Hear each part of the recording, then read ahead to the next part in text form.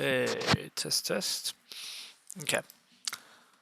Um, I've been sitting in the arena queue, and for a while it was looking good, and now it's looking questionable again. Who knows when we'll actually have a game? Hey Weber, welcome. Um, I might quit this queue temporarily and see what else is out there in the world, but we might not. There's always Great Western Trail. Oh boy. That part's true. That is technically true. If you can farm, you can ranch. Yeah, there's a lot of games. I'm not even eligible for Arena Great Western. Oh, hey. But just complain a little bit about the Arena queue not popping, and suddenly it will. Look at that. All right, we do have a game. It happened. This opening pack is juicy. We have second seat. All of that looks good. I'm gonna send out stream announcements now that I actually have a game to announce.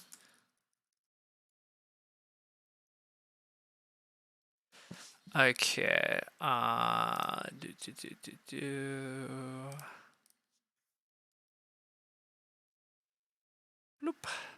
Okay.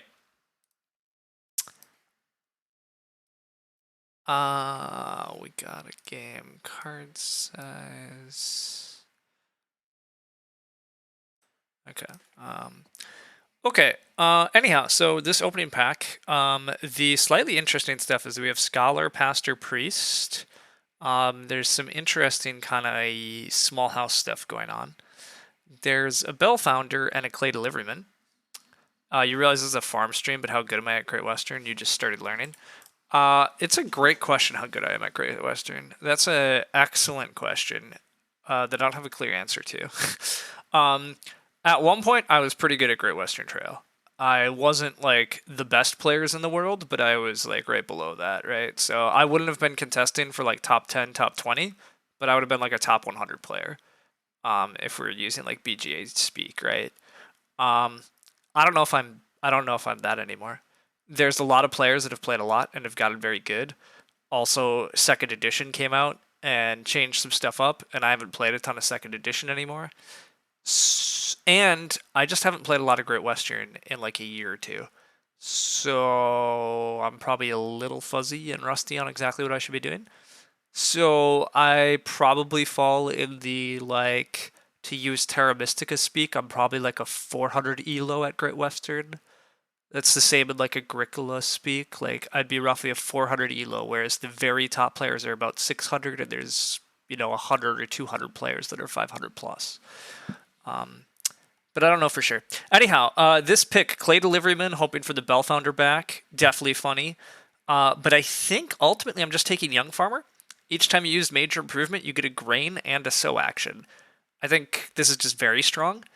I think it's interesting also to potentially take the Carrot Museum with this guy because we get a bunch of Sow actions, but I don't have Veggie Source, and I'm also just a huge Loom fan. So I might just Young Farmer and Loom and hope nobody can break Carrot Museum. There's a bean field that could come back for the Carrot Museum, which is pretty sweet though too. And Gritter could actually be a lot of food in that world, although Eternal Rye could also work pretty well. I'm just going to take the Loom. I like Loom too much. God, do I take Young Farmer? This is a sweet pack. Yeah, this is a sweet pack because there's like actually interesting decisions. Like, do we take the Scholar and then wheel one of the small house stuff? Do we take the Bell Founder or do we take Clay Deliverman and hope for the Bell Founder back, or do we just take Young Farmer? And there's still the Schnapps Distiller stuff for the Carrot Museum things too. Like, it's actually really fascinating. I think I like Young Farmer because it just provides food. There's always a food answer. But I mean, there could easily be a food answer if I just take Clay Deliverman Bell Founder, and there could be a sweet Stonehouse game going on. So I have no clue if this is the right pick, but that's what I took. We see a Potter Ceramics, which can be quite strong, but not guaranteed to be.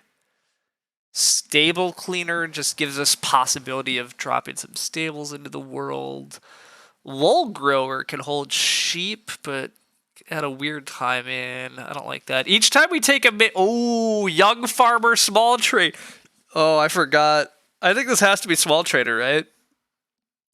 We're gonna run young farmer small trader and play all of our miners on major miner for massive rewards. I can't turn that down. I also think I might take the Potter Ceramics even though I don't really need it.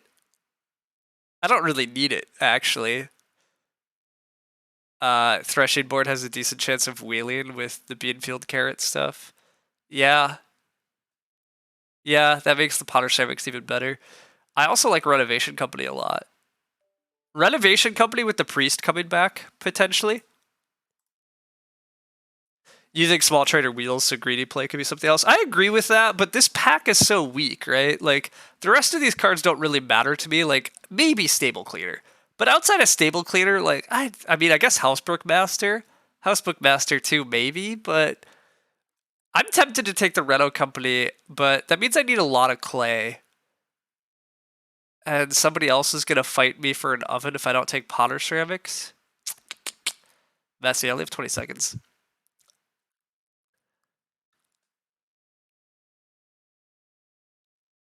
God, do I get Priest back is really the gamble. I'm going to say that I might get Priest back. Rental Company with possibly getting Priest back is, like, really good.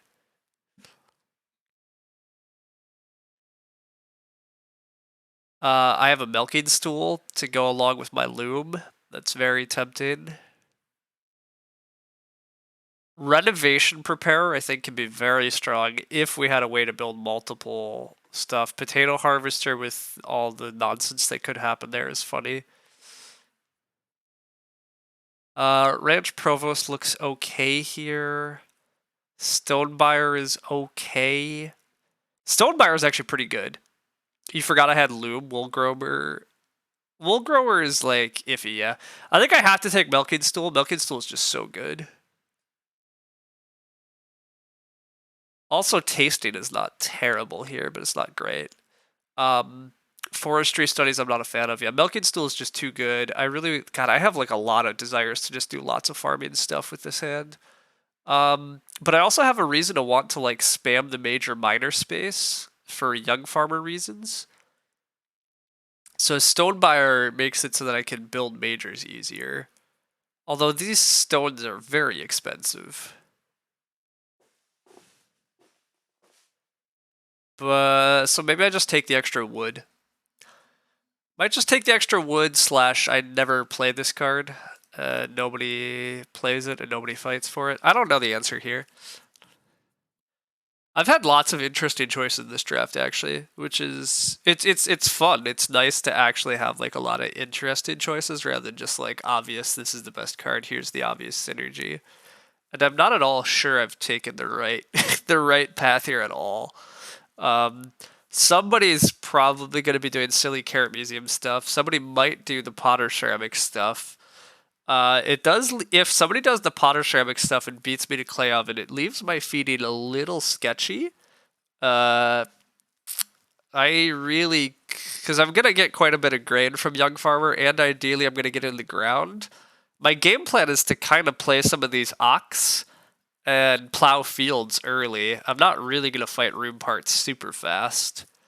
I think Tutor is too slow. I have no desire to use the grain seed spaces.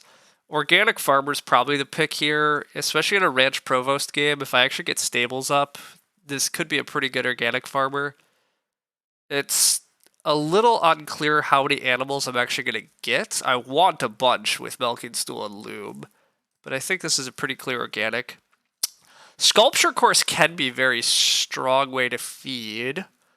Growing Farm's garbage. Asparagus Gift is a totally reasonable way to get a vegetable off of a miner. I don't like credit here much.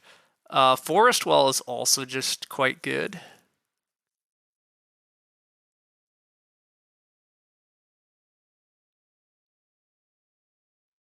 Slightly awkward part about Asparagus Gift is the timing. I need an unplanted field. But I should get this veggie because I plan to just do one big fence action this game. So is a vegetable from a minor better than this thing that could give me a point? I think the answer is yes. I think the asparagus gift is better. I've found no veg support yet. I'd love to just get a veggie from a card.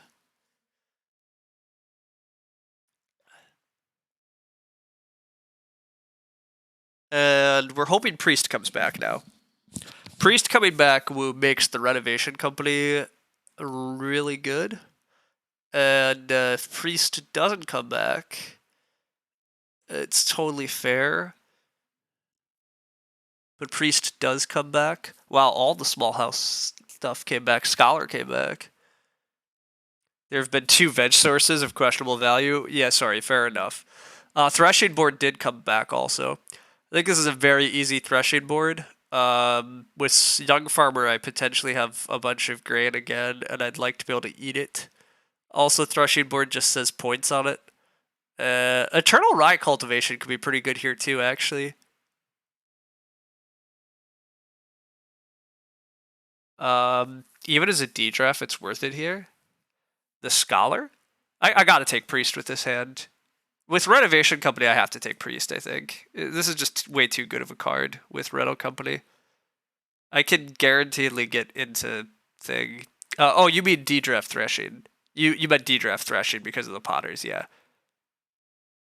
Threshing means I have enough food for Stonebind if I didn't already. Yeah, if the Stonebuyer guy comes back, that's true too. Stonebuyer actually is very doable now. But yeah, this has to be Priest. Stonebuyer did not come back, but the Storeroom did. Although, do I actually want Storeroom? I insta-clicked Storeroom just because, like, there are big bonus point opportunities with this card.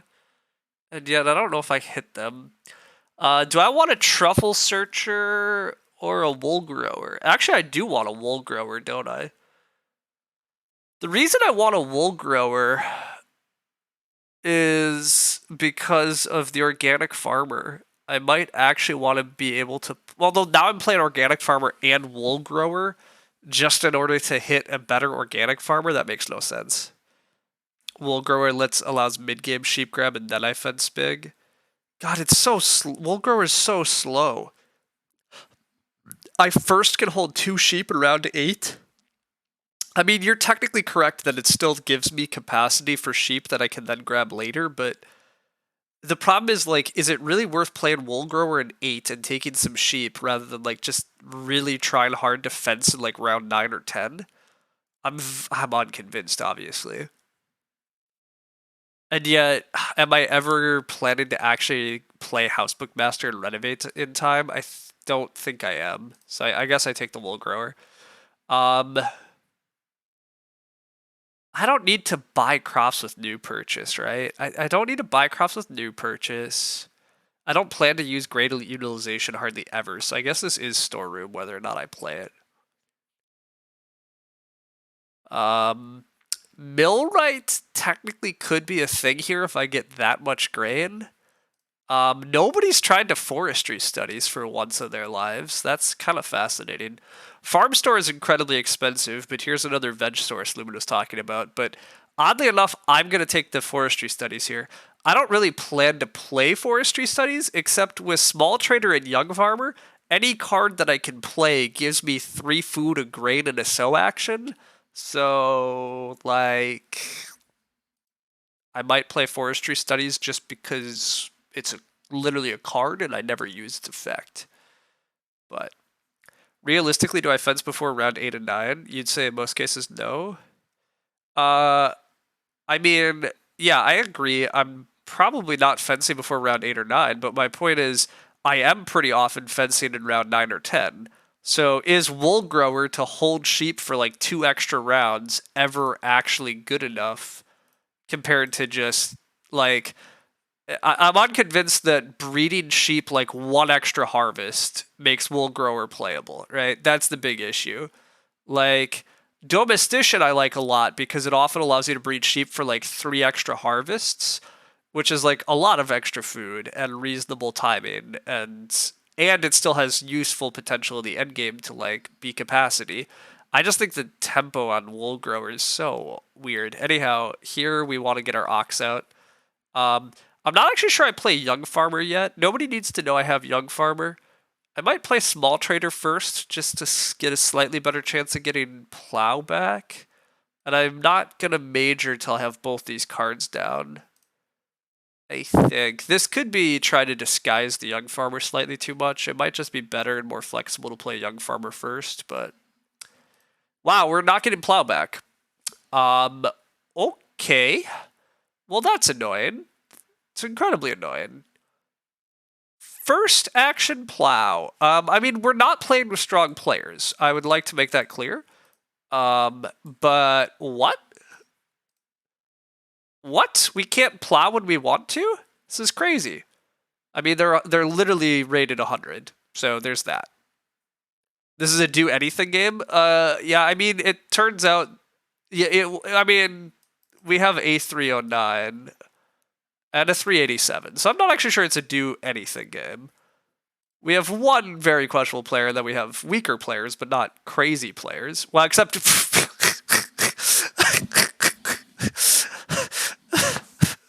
Okay, fine. I just get double lock.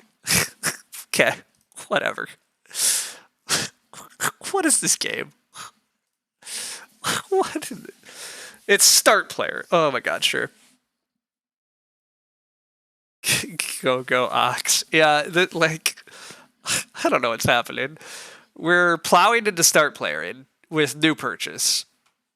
We're gonna buy and sow a grain because we have cards that say we can. I don't know.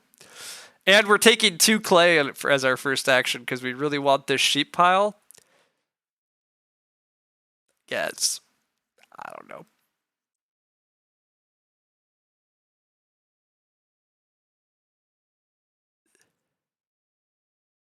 I might have passed an education bonus. Oh, no, Lumen. Someone might be trying to get a grain from it. No, it looks like luckily they're not. They have a potato harvester. Oh my gosh. They're running. Never mind, team. I passed a carrot museum, and they are absolutely going to throw their game away to the carrot gods. This is part of the reason I don't usually fear passing Carrot Museum. I think it's such a high skill card to truly exploit, and I think it's so easy to throw your game away to Carrot Museum. But yeah, no, this is Carrot Museum.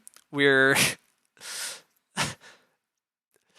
you kind of like it. It's fun. I don't think it's I don't think it's good enough. But hey, I passed a Carrot Museum and a Schnapps Distiller and a Potato Harvester and this new purchase. So hey, we gotta run this nonsense.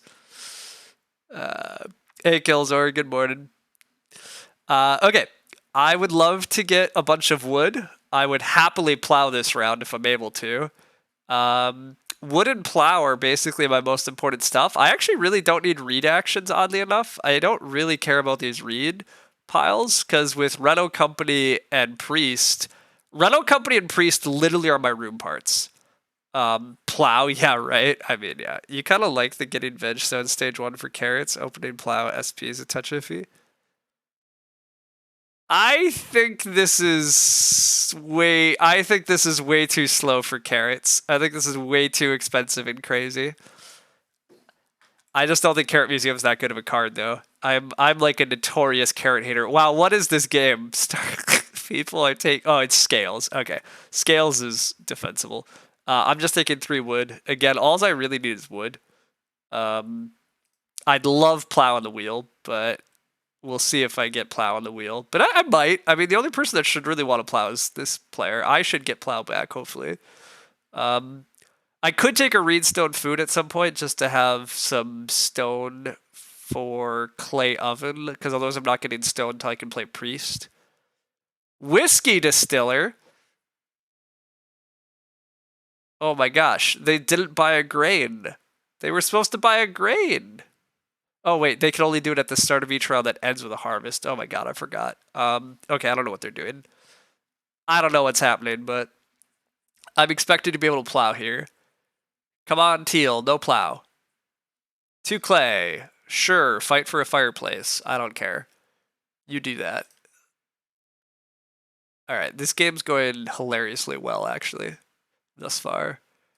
We've got a lot of what we've wanted already, except late major. We did not want late major because everybody's gonna fight for the fireplace, and I'm not even gonna get my grain in the ground in round one, so that part sucks. But I'm getting 4 wood here, so that part's great. But not being able to play Reno Company next round is super sad. Oof, informant. Wait a sec. Why did we take 2 clay? Excuse me. Why did we why did we take why did we take why did we take 2 clay and then play informant? Anybody, can you help make this game make sense? I don't understand. I could fight for major. I could fight for major, but I won't. I refuse to start player when there's so much crazy good things happening on this board. Although, am I going to be forced to starve if I don't get start player? Maybe I have to start here. God, I don't want to. No, red's going to start for the fireplace because, again, that's clearly the most important thing to be done here. Yeah, so this is sad, but they really want the fireplace, which you shouldn't with scales. Yeah, I don't know what's happening. I don't understand. I we really, yeah. There's a huge fight for the fireplace, though. That part I understand, but I don't understand why. But whatever. I don't get resource market. Okay, how much do I have to take 3 food here? This player has 6 food. This player is building a fireplace. This player has 8 food. I'm gonna say screw it. I can just keep taking wood, and I'll just take 4 food next round. And if I have to day labor, I will suck it up. I might just want to consider ditching priest in case of early grow. Yeah. Yeah, I don't lumen. Lumen, don't ruin the fun, but you might be right. You might be right. Late major's messing with the tempo here. Oh, for sure. If major had just flipped right now and my action could just be play Reno Company, oh my god. Or even I could play Reno Company next round and my opponent's doing bad shit. Yeah, no, I mean, agreed. Like, this game, I have such a fun plan and then it's going so weird. And nobody actually has room parts yet. I mean, Teal almost does, but Teal's 2 clay action looks absolutely ludicrous because it's 2 clay minus a wood, but you've noticed sometimes lower to mid players go hard on getting cookeries. You guess that they lose due to bad food. This sets their floor to a level where they can win. Yeah, no, I think that's incredibly reasonable. I agree. I think a lot of them overcorrect for food because they struggle so much otherwise. So very much think you're correct. But yeah, late major is definitely a bummer here, but oh well. Red is just having to go fireplace into the sheep pile. Teal is probably going to RSF so that they actually have enough stone. Alternatively, they might take 3 wood. I'm going to just take 4 food and not mess around. Although the 2 reed, as Lumen points out, is very good. But wow, nope. Teal is going to take 4 food. Okay, honest question here, team. Do we just do I just RSF and beg one?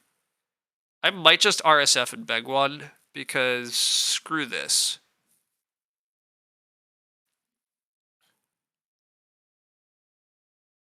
Yeah, I'm just gonna RSF and beg one. I'm taking a beggar.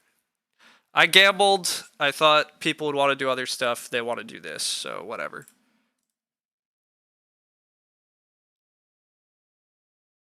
Don't day labor over 2 read. Not sure about my other options. Yeah, if I don't get 2 read back, I think I agree with you. I probably actually will suck it up in day labor, but Reno Company on major. I mean, that's obviously what I want to do. If major wasn't blocked. Wait, never mind. Yeah, that's the whole problem. Yes, the whole problem has been that major got. That's been why we are complaining about late major. But okay, I'm being given 2 read and first room. Oh my god, we have a bell founder coming off of the 2. This is ludicrous. Okay, team, I have to take the 2 read because my opponents don't respect room parts, and if growth flips, I get first room. So like whatever, I will just take a beggar here, and it's fine. My opponents are doing crazy things. We're leaving 6 wood on the table. We're leaving 6 clay on the table because I don't know why. I mean, Carrot Museum is part of why, but we've played a whiskey distiller that we can't use. Um, I don't know. Teal took a food pile that he doesn't really need, partly to laugh in my face, I guess, but Purple's gonna join the early beggar. Nah, yeah, I mean, Purple's fed, but Purple has a Potter Ceramics. Okay. Yeah. Um, yeah, I mean, I can't even begin to try to understand what's happening in this game. But that's okay. It's going to work out somehow, somewhere. Late major definitely sucks for our game plan, but these are the things that happen sometimes. Growth does flip, so we will just be building and growing. It sucks that Renault Company and Priester died because those were very good for us, but whatever. Tactical Beggar, let's go. Yeah. Yeah, both Priest and Renault Company are dying. They're both very good cards, but we get to build and grow. Vincent really screwed me this game. Yeah, he did. But also, my opponents are just letting me grow first. Like ultimate screwage. Yeah. I mean, yeah. Yeah, I agree. My opponents are getting these huge resource stacks too, which kind of sucks, but hopefully I get them pretty soon after this build grow stuff. The good news is that we should be able to feed off small trader young farmer pretty rapidly here. The bad news is the board kind of sucks next round, which is when I actually have actions again. But whatever. I grow with a threshing board. No, I grow with asparagus gift. I grow with asparagus gift. Yep, asparagus time. Get the asparagus out. Absolutely time to get the asparagus out while it's easy and nothing's in the field. It is push-ups time. I see that. All right. Channel reward push-ups.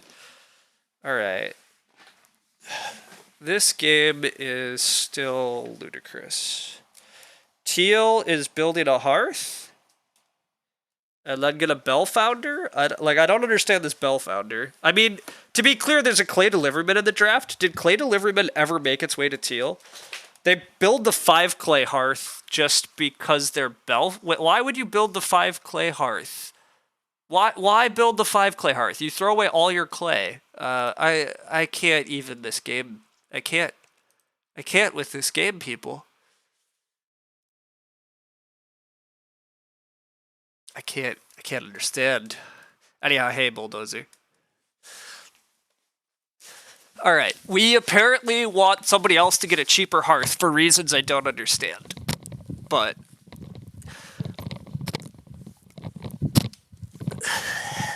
so be it. So be it. The good news is I've grown.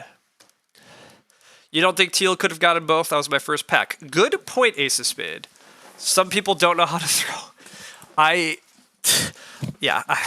This is a baffling game still, but it's all right. We again don't have to understand it fully. We just do our thing. This round, I would like to major minor. Probably play a card from my hand due to small trader. Which probably means playing threshing board. Purple takes their room parts, that makes sense. Teal's gonna have to start player to build, so I like that. I like Teal having to start in order to build. What else do I want? I just want to take Reedstone food, more wood, and get back in the room queue myself.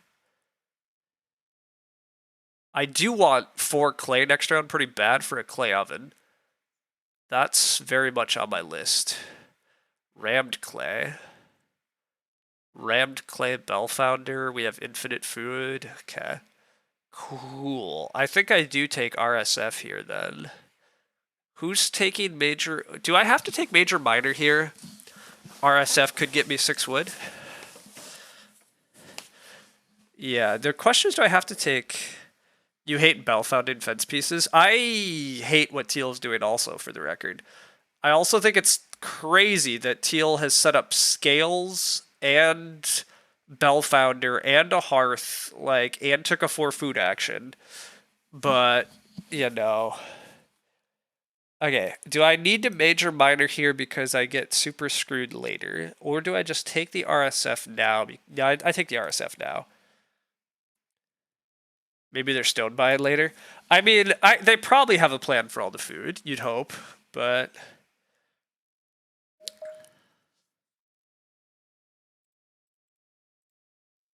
Again, this is just such a wild start. Like, part of why it's such a wild start is that Teal could have had the first room in round 4, and instead they chose to play a Bellfounder and take 4 food. And they could have easily just grown first, but instead they've done this. The Potter Ceramics player still doesn't have a stone, and they just chose to take bottom feeding.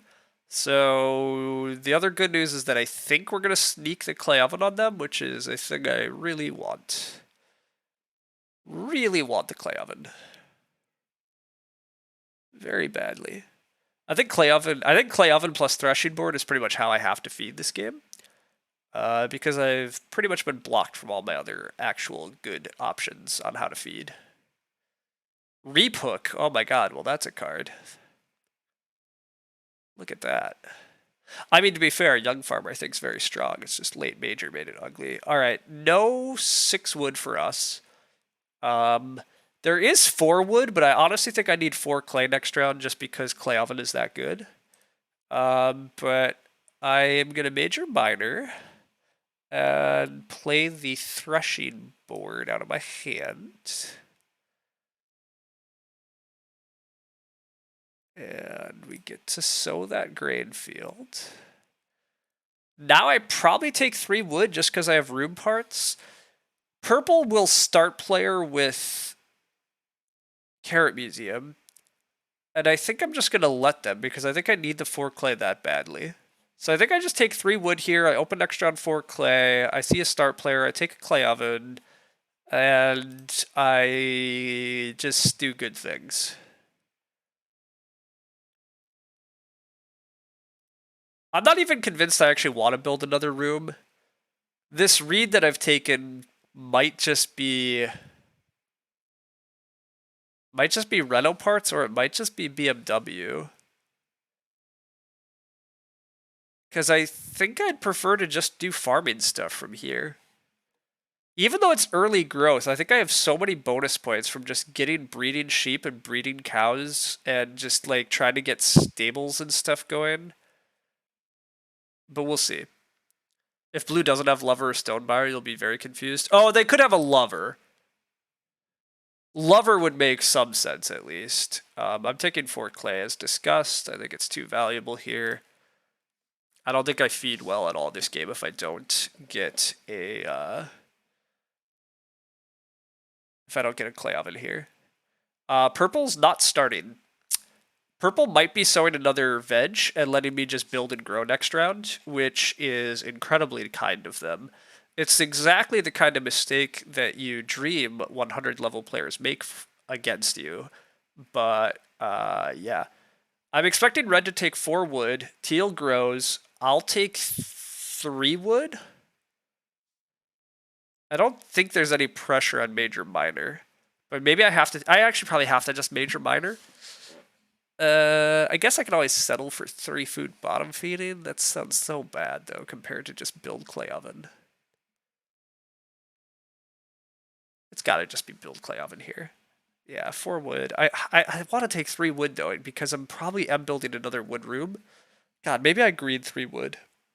Red is undoing 4 wood. I mean, if I get offered 4 wood, I'm taking 4 wood. And screw it, I'll risk getting clay... I'll get risk major minor block. It's not really clear to me who the hell would major minor anyhow, though. I have a millwright for wood later. Yeah, about that. All right, teal grows. The feeding dish. That's fine. Okay, I think I do take 3 wood. Really, the question. I mean, purple should start player, but I think they're gonna sow a veg.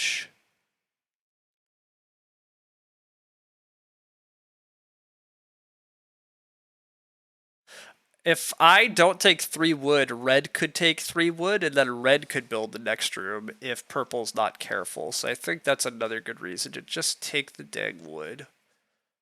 Another argument is that I should just be starting in order to build and grow again, but meh, again, I'm going to try to get green out not having to start. Yeah, purple is sowing. So, yeah. This is looking very good unless red has a sneaky wood. But if red has no sneaky wood here, it looks like I'm just going to get to build and grow again next round.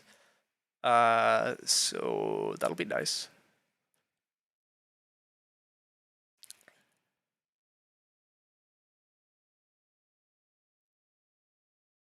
Red is going to start player, though. This suggests to me that red does have a sneaky wood. Probably on Ak. So that's unfortunate, because red getting to build and grow again is bad news. Do I reveal that I have a loom? I think the answer is no. No revealing that we have a loom. You just play a milking stool here. Whoops. Whoa, whoa, whoa. What am I doing? I was acting like I was growing. Yes, clay oven. It's definitely clay oven. I've been talking about the clay oven, and for some reason, all that talk of grow made me think about miners, and I mentally was on the wrong path. We need the clay oven way too badly. It's way too important.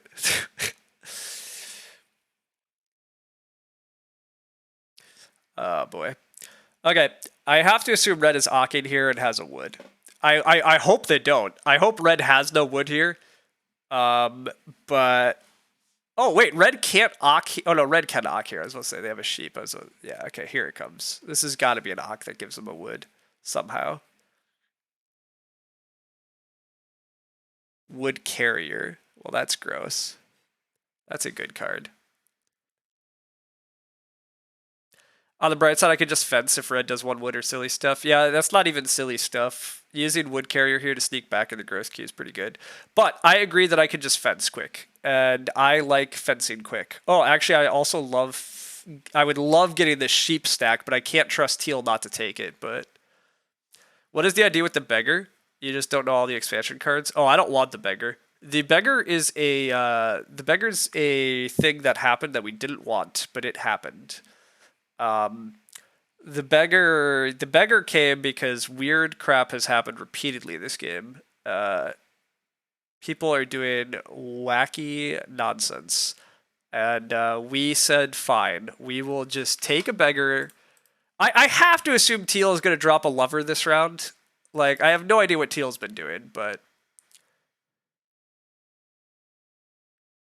yeah, no, there was no clever mechanic. But yeah, Lumen has it. Like, I needed to take an awkward thing to feed, and instead I was like, no, I'll just take -3 and move my game ahead. Like, rather than day laboring,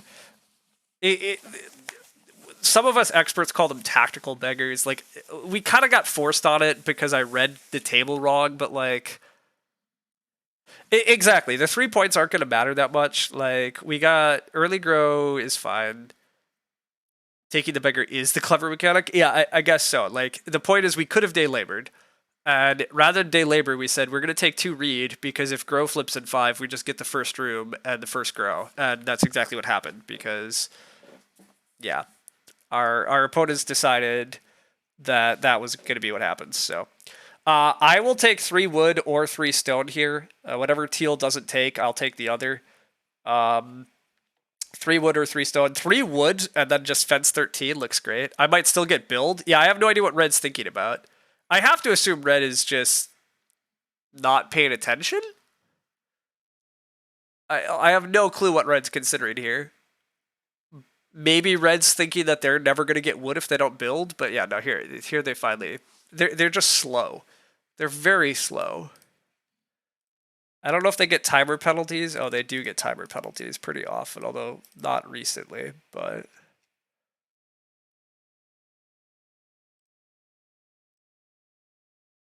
Anyhow, I will take 3 wood or 3 stone, as just discussed. Teal does take the giant sheep stack, so that makes it very clear that I'm not fencing and getting sheep this round. Why Teal needs this much food is incredibly baffling. I will take 3 stone. It's early growth. I like wood, but I also like... Well, yeah, do I like fence? I don't really care about fencing this round, do I? Fencing 13 here just doesn't do me enough, I think. I think I can delay the fences for a little bit longer. I think building the well here is too slick. I like taking major a lot because of young farmer. I could plow into major. Yeah, plowing into major seems great. Yeah, plow into well is amazing. Exactly, that's what I just realized too. Plow comes with a bake, so I plow and I bake my grain. Then I build the well. I get a grain into the ground. What do I get on major? Young farmer gives me a grain and a sow action every time I take major. So that's why we say my round is probably going to be plow. I also get a bake action when I plow due to threshing board. So we bake this 1 grain, and then I'll major the well, get another grain, and then instantly put it in the ground. Red renovates a carrot museum and has no rooms. Red also doesn't have a priest, or purple doesn't have a priest. So purple has chosen to never grow. So that's not going to work for them. But, yeah, no. I like not being last. Because for some reason, yeah.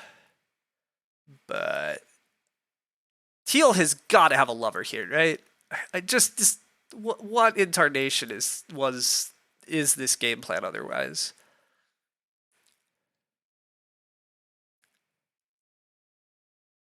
Red has big food issues now, actually, right? Not big food issues, but Red has some food problems for aggressively pursuing grow this hard. And the sheep stack getting taken from them by Teal. Which maybe was what Red was considering. Now that I think about it, Red maybe was considering 8 food at the start of the round, and they maybe needed the 8 food more than they needed build grow here.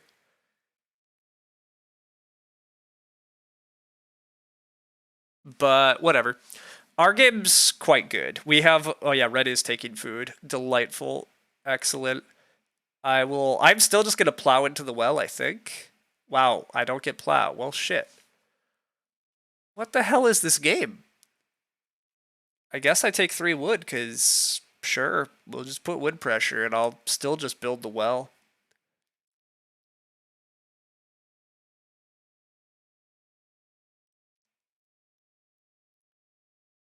I also just have 3 wood ranch provost for faster fencing. Gotcha. Purple has taken their 3rd sow action of the game, so that's, a thing. But they have a carrot museum going, everybody. They did it. But yeah.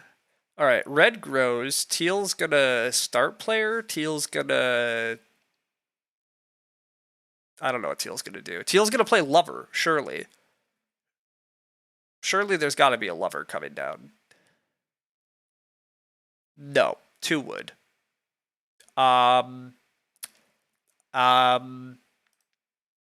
Okay.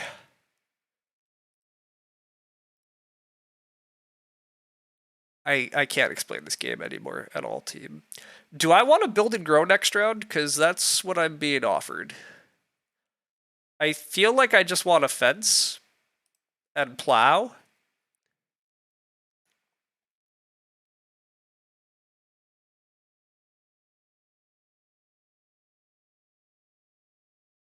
Fencing looks winning to you. I think I agree. I think fencing is got to be the play. I think I just want 3 wooden defenses. I mean, I also want to plow, I guess. I do need plow kind of badly. Well, I can always major minor some weird shit. I can always, major minor for some things. Red takes Red is going to major minor. Teal is blocking my plows. God, Teal... It feels like Teal is incredibly... I might red thumb Teal just because I don't enjoy playing with it. Like, it feels like he just tries to block constantly. It feels like he thinks he's going to food pressure the entire table into oblivion, but whatever. I said I was going to take 3 wood. I guess I don't know why I wouldn't. Little surprised about that plow from him, but whatever. I will just find a food or I'll raw eat a grain. I don't know. It could be a badly played cesspit. I actually don't even know if that's Oh, it could. Makes sense with the bell founder. Oh, it could be a really badly played cesspit. Alright, fine. I accept, Lumen, you might be right. It might not be purely blocking. Honestly, calling it blocking is probably giving him more credit than it deserves anyhow. Okay, I am offered major minor, so I think I still can major minor forestry studies here. I net a food, oddly enough, and I still get an extra grain just for the future. Not that I really need more grain at the moment, although I could still get a stone oven later, in which case then the grain is good. Or is just another reedstone better? 1 food, 1 grain forestry studies. Yeah, that's instead of fencing and just hoping for the boar and raw eating a grain. Okay, fine. You're right. You're right.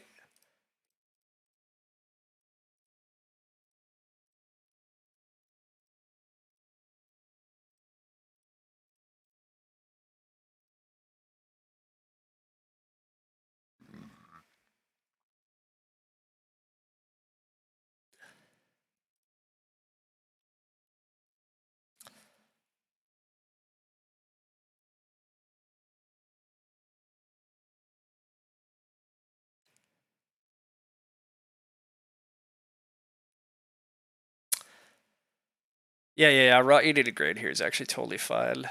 The more I think about it.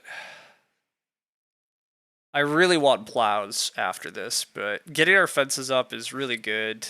Not building and growing this round is totally fine. I mean, it's crazy that nobody's growing this round, but purple finally has room parts at least, so kudos to them. Red has 4 family members, a 4-room stone or clay house, and this. This is cesspit. I have to assume Lumen is correct. Wow, it's not cesspit, it's Beanfield. I mean, yeah, I don't know what Teal's doing then, but I get pigs, sure. I don't know. I can't understand like any of this game, but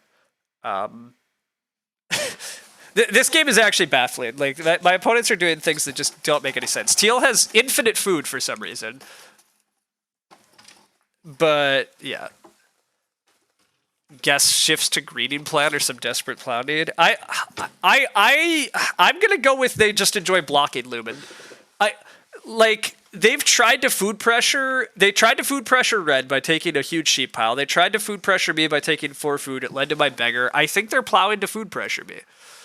I think that's but maybe that might be thinking me too much, and that's giving them credit for actually analyzing the board. You're right. It's probably some just poor plan, but Loki, you gotta sit. You know about sitting, buddy. Yeah, gotta look cute. All right, there you go. Good boy. All right, and then we'll get to push-ups in a sec. The nice thing is that blocking doesn't work on me here. Yeah, I mean, that's truthfully it though. Like, if they are blocking, it's really not actually succeeding. So, is this going to be give treats while doing push-ups? No, sadly, it was give treats then do push-ups. Sadly, that is the order.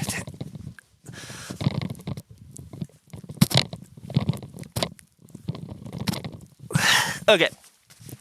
So, one of the good news about me actually winning this game is I have fences and I should be getting all the animal grabs. I think it's going to be very hard for my opponents to actually win this game, given that I already have the well. I'm going to get the best animals. I have wood for fences, and I have reasons to have more wood.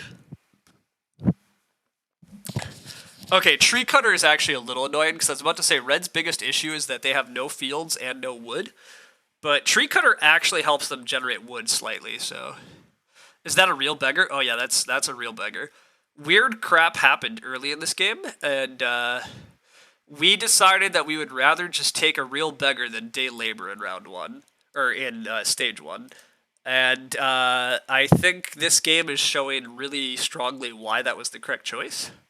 We've still accelerated so much by just taking that 1 beggar rather than settling for day labor. Um, I don't actually think it's, yeah, I think it's absolutely correct. I still think, for the record, it's crazy that Teal took 4 food in round 1, or in that round, rather than just taking room parts. But hey, they did their thing, I did my thing. Cows flip. Yes, cows do flip. All right. I actually might want 2 sheep more than anything here. Wow, yeah. Okay, I want 4 wood, though, right? This is crazy. What the hell is this from Teal? I mean, the plows are contested, so they need them, but, like, this is not actually helping them win.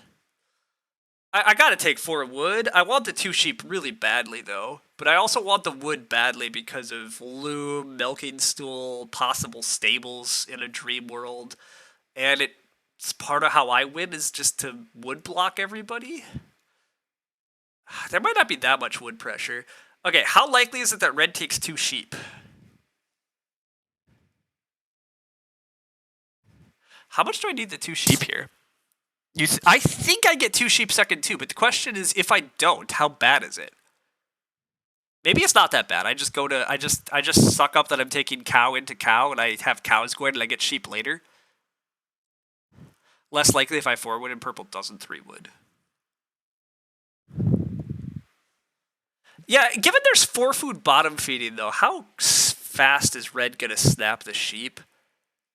They might still, but I've got it. I'm just taking the 4 wood. Screw everything else. Not getting plows sucks though, team. Getting plow blocked this hard by teal is pretty rough. But red's finally gonna build and grow. Duh. Okay, I forgot they were gonna build and grow. Red should just take 3 wood, and then teal shouldn't take sheep, but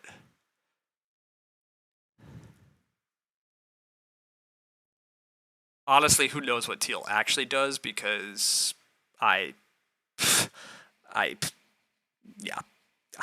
I don't know if anybody knows what they're doing, but 2 sheep does come with a grain for them. Ooh, I forgot they come. Ooh, I'm still fine. Yeah, I agree. Ultimately, I could always just go cow into milking stool here, and it's fine, right? Cow into milking stool looks good. I'll eventually get a handful more fields. I can find ways to feed without the stinking plow bake, even though that's what I want. I can just take 2 stone into stone ovens still, if I have to, but I would like the sheep. But yeah, they are just going to take the sheep. All right, fine, whatever. I'm just taking a cow into major, or do I major into cow? No, I think I cow into major. Who's taking major on me? The answer should be nobody.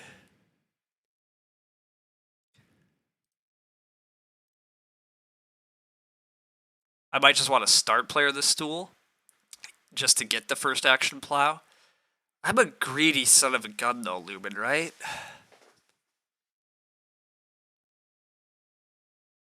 This ghost is not that friendly. Good call, HIKLJ. Good call. Pitchfork. Okay, sure. That's fine. Alright. Do I ever start player the stool? What am I going to do with this grain and 3 food? I guess nothing, really. I guess you're right. I'm supposed to start player. I have to accept that small trader was like a complete wait. Wow, okay. Well, I mean,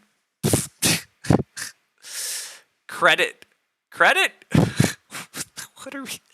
Okay, I'm fully convinced now that teal is actually just blocking. I'm pretty. I don't know. Or they just really don't know how to run their own game. But whatever. I will take a cow, or I will take plow next round, and whatever. More foods, indeed, more foods. It's very important, obviously. Maybe they just like to eat. I shouldn't make it all about me. I shouldn't. To be fair, what else were they supposed to do here? I mean, one could argue they should take a veg and actually sow crops into the fields that they are so desperately accumulating. But one could argue that they should actually like open 4 clay next round and just get plows going. But somebody else could argue that they should just keep taking food. Tactical beggar sighting, yeah, schmug. I took a beggar in stage 1 because it was worth it compared to taking day labor. Sowing a single grain. You gotta love when you watch the player that pushed for 4 people the fastest. Sowing 1 grain, baking 1 grain with their repook. That's, yeah, I like that. I like seeing that. Carrot Museum throwing resources to the game. That's fine by me. Paying for credit. Yeah. I will plow or take a cow. What's it gonna be, friendly ghost? What's it gonna be? Plow or cow for me?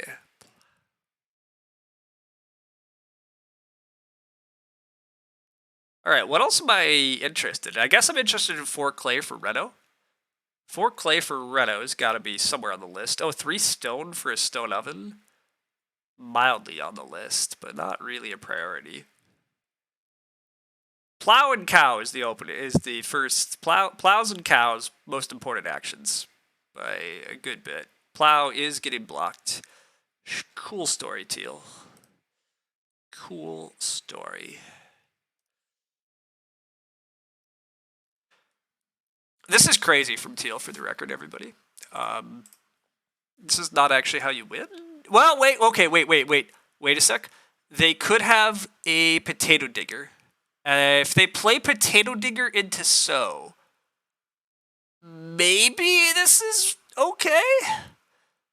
But they really need crops to actually leverage all these fields.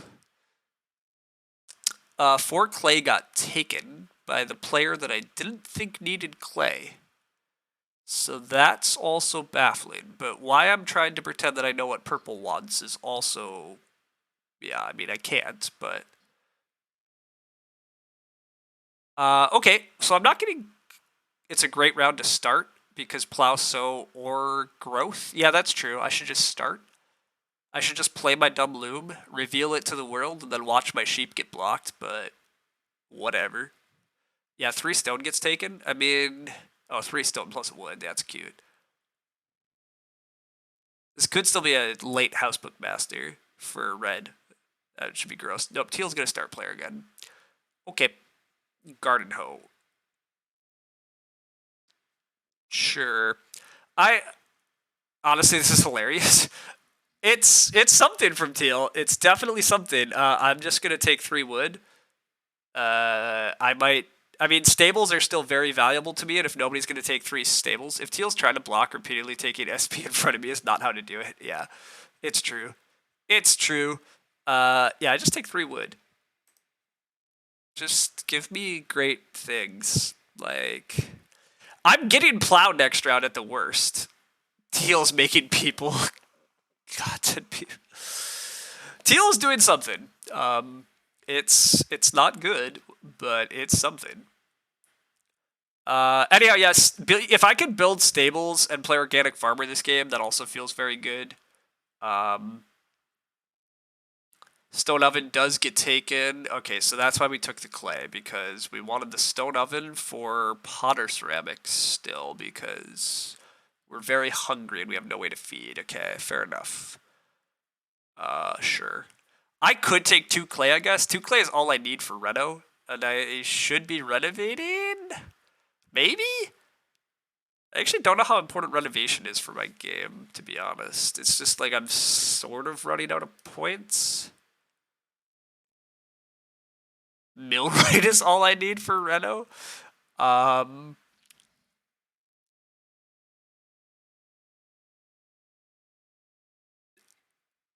No. I don't accept. I don't accept. God, the fact that I couldn't Reno Company Priest this game is so sad. Okay, is this Scholar? Or is this a Housebook Master that forgot they needed to play Housebook Master? Oh, they're also greeting these pigs. Wow, are they actually going to get the pigs? Wow, Friendly Ghost is going to let them have the pigs. Well, that's lame. Do I block pigs? Or do I just take 2 more wood?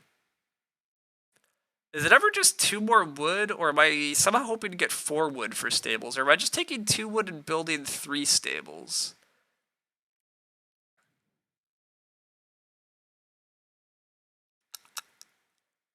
Both those actions suck more than millwright. Millwright cannot be correct.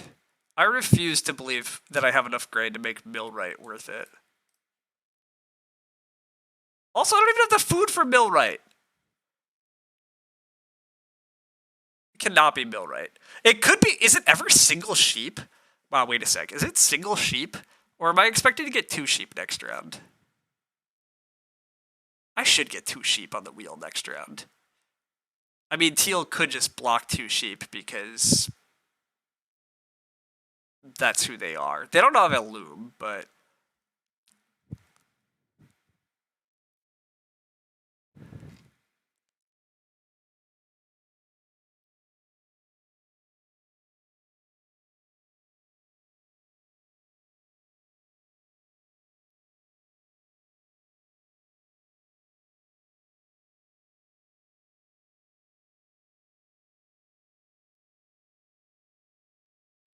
I might just take 2 wood.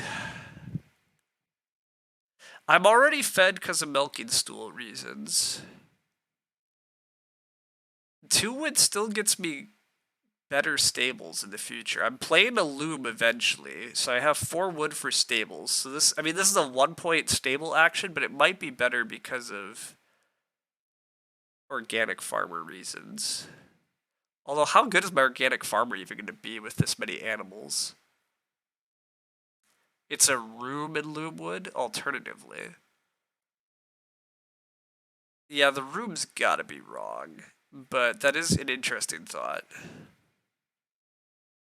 But yeah, I can't believe the room is correct, but that is an interesting thought. I think it's just another stable here. And just continuing to suppress the wood in the game.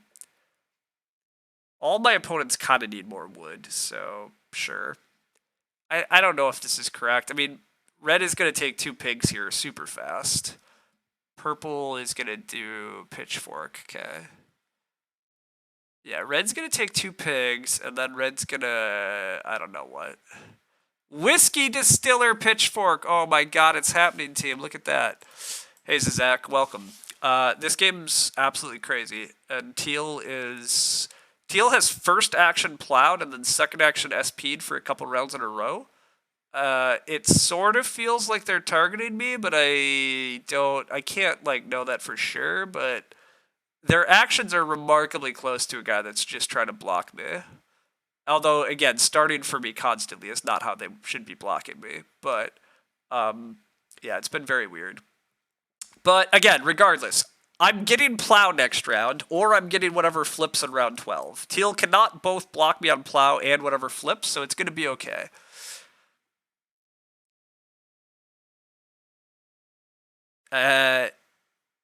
It wasn't SP second action all the time. It was third action SP some of the time, and but yeah, it's been weird, Zach. It's been very weird. There's also been other weird stuff from other players. It's a weird game. I've taken a beggar. Red just took 4. Wait, Red took 3 food. Oh, Red took 3 food in a wood. Wait, they're not taking the pigs. What?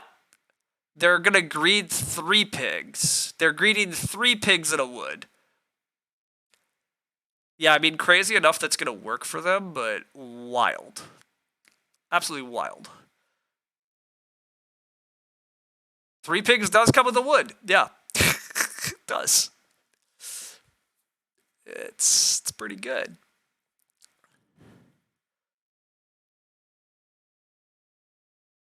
I mean, again, I will admit this tree cutter is pretty dang good for red. Like, the tree cutter is very nice. Wow, they do have Scholar. They do have Scholar. Red's game still looks pretty good. I'm really not worried about purple or teal's ability to beat me. I don't think they can. But red maybe could still beat me. To be fair, red's played the most reasonably. Teal's played like a madman for a while, and purple's been crazy. Like, purple threw their game away to this carrot museum long ago, plus shoddy feeding, but it'll be fine. Red's going 4th every round. I have no idea how long teal's going to keep starting, right? They have only 1 card left in hand. But who the hell knows what's happening? I'd love to know, but not sure you trust a player who plays wood carry before tree cutter. I would. Wood Carrier got played very specifically in order to buy a growth to Zach. They bought themselves. They jumped the queue basically with it. Yeah, it was for a tactical room. It was very reasonable.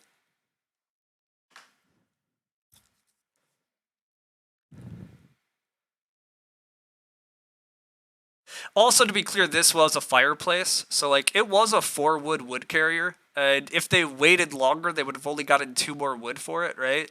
Like, it's very reasonable here. Late tutor, love seeing this late tutor. Like, yes, it's a couple points. Growth does flip. I do get a plow. These 3 pigs are ludicrously good, but whatever. I definitely need this ability to actually sow some crops. I would also love the sheep back, but the more I say it out loud, the more likely teal is to just take sheep because it comes with another grain that they don't really need, but who knows what they're going to do. But my instinct is that teal is going to block sheep because anything I want, teal takes. But red's got to take the pigs here. It's crazy for anything else, you'd have to think. And then I just wind up taking. What do I even do? I take start player for plow sow? I guess I just start player the loom for plow sow anyhow. Maybe I don't play the loom anymore. I just SP nada for plow sow? That doesn't seem to make any sense. I don't know. Cow is 2 points. Cow is 2 points. Was this a tactical beggar? Yes, it was a tactical beggar, Sid. Absolutely. I love how everybody's like first instinct upon entering the chat though is to ask if that's what happened. Oh, we do get the we get the sheep though. Hallelujah. Teal can't block us forever. They have to play their own game eventually. All right. Yeah, anyhow, it is funny how everybody that pops into chat's first question is if it was a tactical beggar. And indeed the answer is yes, it was. But all right, this feels great. This is good. You can't read my cards, so it was more about whether I played anything could give you a beggar. Yeah, I understand. Like, it is hard to instantly tell where the beggar came from. But again, it's just it's fun that like yeah, I don't know. It's just like the 5th or 6th time I've been asked if it's like a tactical beggar, which again, it makes sense that people are asking, but it's just yeah. It's fun to know that you all see that beggar when you come in. You think it's because my screen resolution is so low? I mean, again, if I up my screen resolution too much, it doesn't go. You need a 1080 quality stream choice. Yeah, look, I'm all for the idea that I could stream in 1080, but the last times I've tried forcing my stream in 1080, then it goes bad. Yeah, Lumen's exactly correct.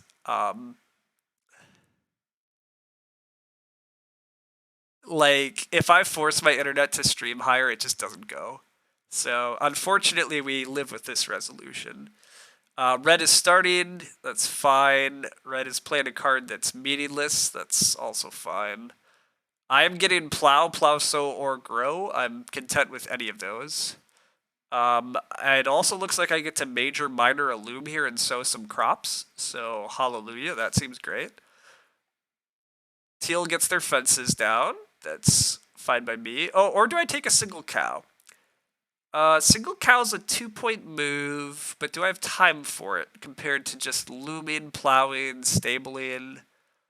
I'm gonna go with I don't have time for it. Yeah, I agree. Loom's too important, and we don't know when major minor's gonna get blocked. This nonsense is too important. You'd rather loom sow next round with an extra field? Yeah, so would I, but I think this is just winning, so.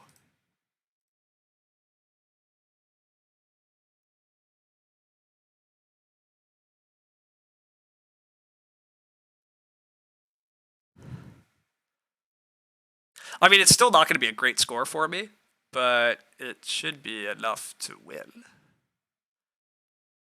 I am definitely building stables. I also like single cow, but is single cow actually better than just playing loom here? I mean, maybe. The answer is definitely maybe.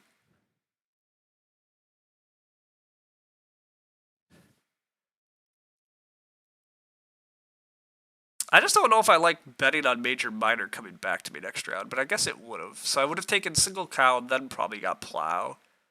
And then probably major next round, which is definitely better sequence. Oh well.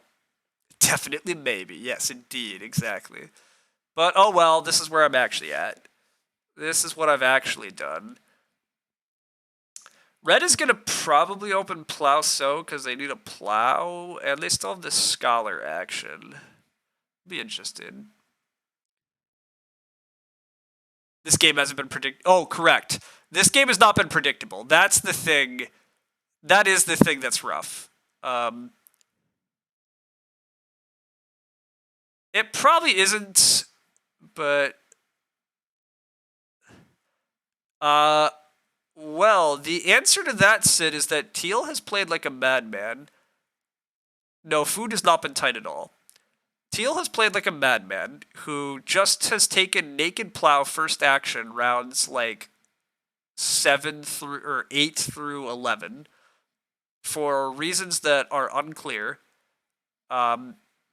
Teal just felt very blocky to me. They were trying to food pressure, it felt like, but I'm not sure.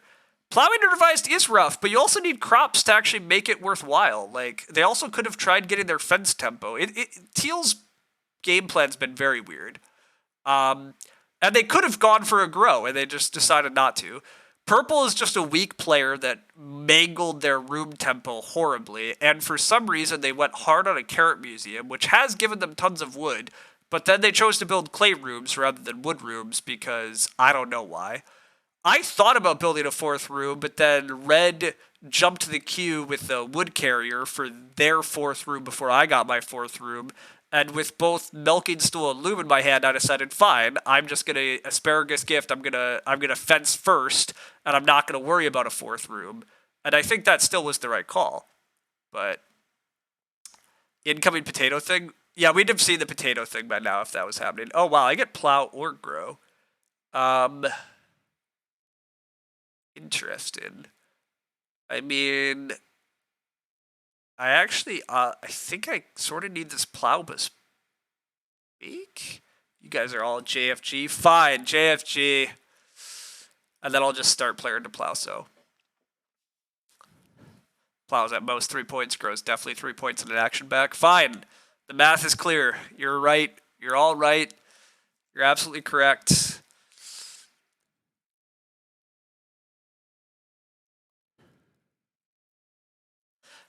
To be clear, plow is technically more than 3 points in the world where I play a storeroom, but I'm not playing a storeroom, so there's really no point in saying that beyond just trying to be a pedantic jerk, but...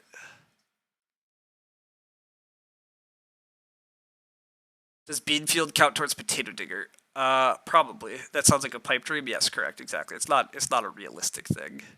Teal, start player! Go gadget, start player Teal! Do it. You think Digger says tiles? Oh, Digger might say tiles. Yeah, I actually don't know either, so whatever. I won't answer. Okay, Red's fence action is 11 points. Takes them up to 34. Or they have a stable cleaner going on. They still have another tutor point coming in. Takes them like 35. They take a couple animals. I mean, it looks like Red's headed for low 40s. Teal's gonna be mid 30s, purple's wherever. I'm at 29. I'm breeding like 5 points, so that's like 34. I have 6 actions left. One of them is a 3-point stable, that's 37. I do need to find some points, but 12 points if they fence big. Good call. Yep, they should be fencing big too. Teal does start player though, because they are my pal. Thanks, buddy. What majors are around? Only a joinery and a pottery.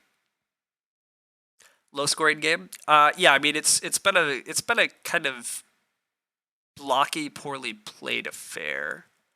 Take Clay and Reno? Yes. Clay and Reno is probably worth it to me, even though it's sad. And how does Millwright let me get one more major? I'm not playing Millwright. Not listening to your Millwright talk.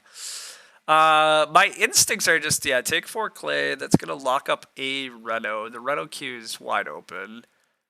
I might get stone and build a pottery. I don't even know if I care about that. Wait, there's a 2 clay fireplace? Perfect. 2 clay fireplace, sure. Stable and organic out of the way could be nice. Yeah, I don't need to play organic, right? With this scholar stuff going on and everything else I've seen, and I'm not even sure organic's points, right? I actually don't know how many points organic is for me, but I agree about. I think I'm taking clay and stabling. I think clay and stables are correct. I think I can put off the Reno until next round.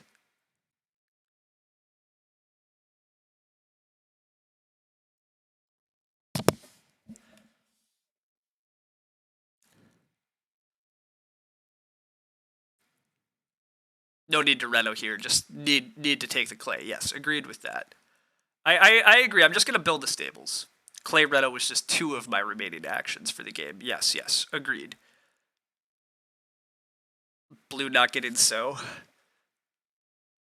Yeah, I mean, Teal again. Like, for everybody's record, I'm yelling at Teal's fields because Teal prioritized these fields very hard. But fields, despite being a solid 2-point action, you really need to be using the mid game to accelerate yourself in some way. And Teal's fields have not accelerated him in any which way. Yes, they're points, but that's all they've been. They have no crops in them. He doesn't have that many crops. He's not using those crops to feed.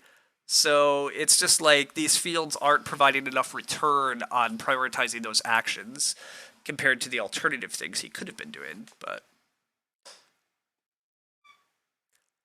yes. Yep. Exactly, Sid. But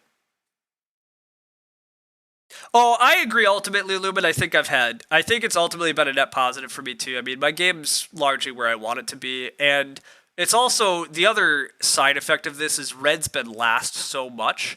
I think it's really hurt Red's game also. Red being put in this position is just very unfortunate for them. Teal takes a sheep. Yeah, I don't care about that. It's fine. I would like some stables. Because we're dreaming of organic, I think I gotta stable the big ones because I have so many animals that if I'm ever gonna play organic, I think it has to look like this. And even then, it's still probably never actually organic farmer, but it could be. If I stable like this, it could be a 3-point organic, right? I think this enables a 3-point organic potentially. Big ones are almost always correct. Yeah. I think this opens up a 3-point organic for me still. Assuming I don't take another cow. I have 5 cows, 5 pigs, and then I would hold 2 sheep, 3 sheep, 4th sheep. If I don't touch any more animals. Now the problem is, like, I kind of want to touch other animals, but I guess I don't want to touch animals because I have a 3-point organic. But Red's food is still suspect unless you're missing something. Next harvest is going to be rough. They're going to need a food action. Yeah, that's mostly true. I mean, they took the food action here. They took 3 food and a wood. I mean, yeah, if they're taking 3 food and a wood actions, they're not beating me, so whatever. But yeah, I mean, they are a little rough. They have BMW, but they're still not even fully there. Was that fishing boat? Did they not use fishing boat? Oh, that's wild. I don't know what's happening. The tree cutter stable cleaner stuff is cute. Oh, that wood stable cleaner. Yeah. If they get enough food, which, yeah. All right. This tree cutter has been pretty cool. I'll grant that. And the stable cleaner, hypothetically, will be cool soon, but... Alright, the reorganization's fine for now. Alright, we have a Reno action that we want to take. We would like plow sow... I guess I'm growing again if I'm offered it though, right? I'm getting... Yeah, I guess I just grow if I'm offered it. I don't even need the plow bake. Because of lumen milking still, I don't actually need the plow bake. Yeah. I mean, I need a food for... Well... I am expecting a fireplace on Reno. But yeah, I don't need the bake. So I guess I'm taking plow sow or grow. I've got to assume Teal's opening plow sow here. I mean, it's crazy for them not to. So I guess I'm just taking grow again. And then I would like 1 food to play organic farmer, but if I get Reno fireplace, I have 1 extra pig. I have raw grain and can eat some pigs. I have raw grain I can eat, although any grain is points at the moment, right?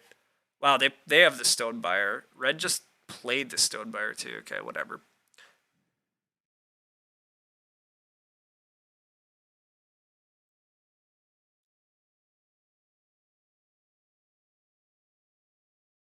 Baking a grain for 5 also eats a point. Yeah, good call.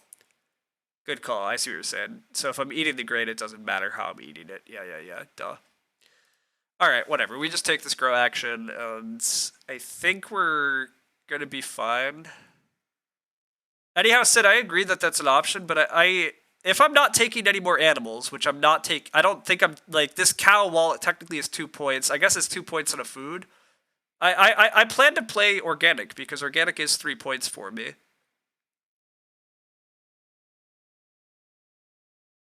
Yeah, I gotta play organic. I got a Reno. I want a Reno fireplace that takes me from 39 to 43. I play organic is 46. I breed a sheep is 47. I should still hit 47 this game with a beggar. Like, it's fine. I'd like it to have been slightly better. I feel like my hand is quite good. I feel like my general game plan was excellent, but I mean, we just didn't quite get to execute. Late major definitely trolled us. Early growth was a bit sad. The table kind of trolled us, but so be it. Having only 2 fields with young farmer is super sad, but you think the pottery line doesn't quite get there? Yeah. The table decided that the points would be lower this game. Yeah, that's ultimately what happened. Exactly, Lumen.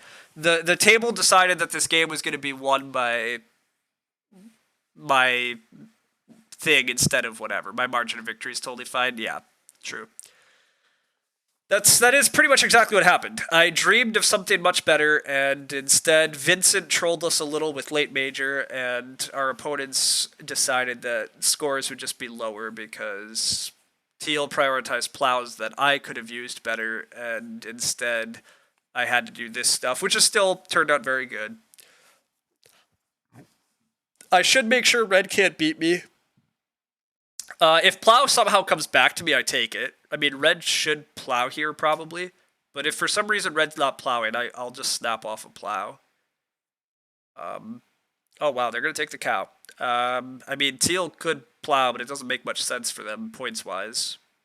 Although what does make sense for teal points wise, I don't know. But cow is a significantly good action for me. It was a swing of 4. Yeah, they don't know. Yeah, see, they don't know that I have organic. Yeah, they don't necessarily know I have organic, so I get what you guys. I get why red's taking the cow, but I will happily just do this and bake one, and then yeah, Reno and Reno. Yeah, Reno and organic farmer are our remaining actions. I have to bake that. Do I need to bake? I think I do have to bake, right? I talked about that I need the extra food. Because I'm playing organic, I can just eat 2 raw later. How is that better than baking now? Don't understand. Oh, wait a sec. No, because I'm having the fireplace, I'm okay, right? Wait a sec. The fireplace makes me okay. Oh, I don't want to bake at all. Yeah, wait a sec. I don't need to. Yeah, I don't have to eat any raw at all. If I get Reno fireplace, which I do, I have a pig to eat. And then I'm getting food from Lumen stool. Yeah. I am. I mean, I am runaway in fireplace. I mean, I guess I might not get the. No, nobody can even block fireplace. Major's already taken, and nobody can block Reno. So I actually can go organic farmer into Reno fireplace. Presumably, I mean, it doesn't look like anybody can threaten my Renos. It's crazy that there's no Reno pressure, but yeah, these guys have already Renoed in Teal. Teal's part of Teal's decision this game, and part of them getting all their fields was that they chose not to actually figure out stuff. This Bell Founder is baffling, by the way, as was Teal hoarding all that food. Teal never had a payoff for hoarding all that food, which is also ludicrous. Teal's game is so weird, but they really needed that -1 VP Garden Hoe. Yeah, that's true. This Garden Hoe also cost them a fence point. Oh, whatever. You guess Bell Founder makes it 0. Oh, yeah, that Bell Found. Yeah, they can Bell Found that clay for a point. That's funny. Okay, we talked about this. We play Organic Farmer now.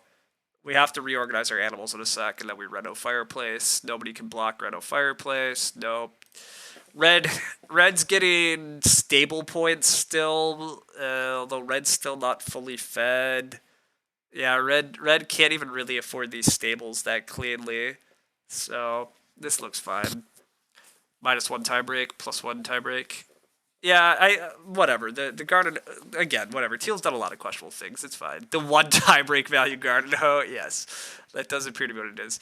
Purple gets some stables down. Purple, yeah, purple fell into the not growing fast enough trap for an early growth game, and the carrot museum trap, and the not feeding very well trap.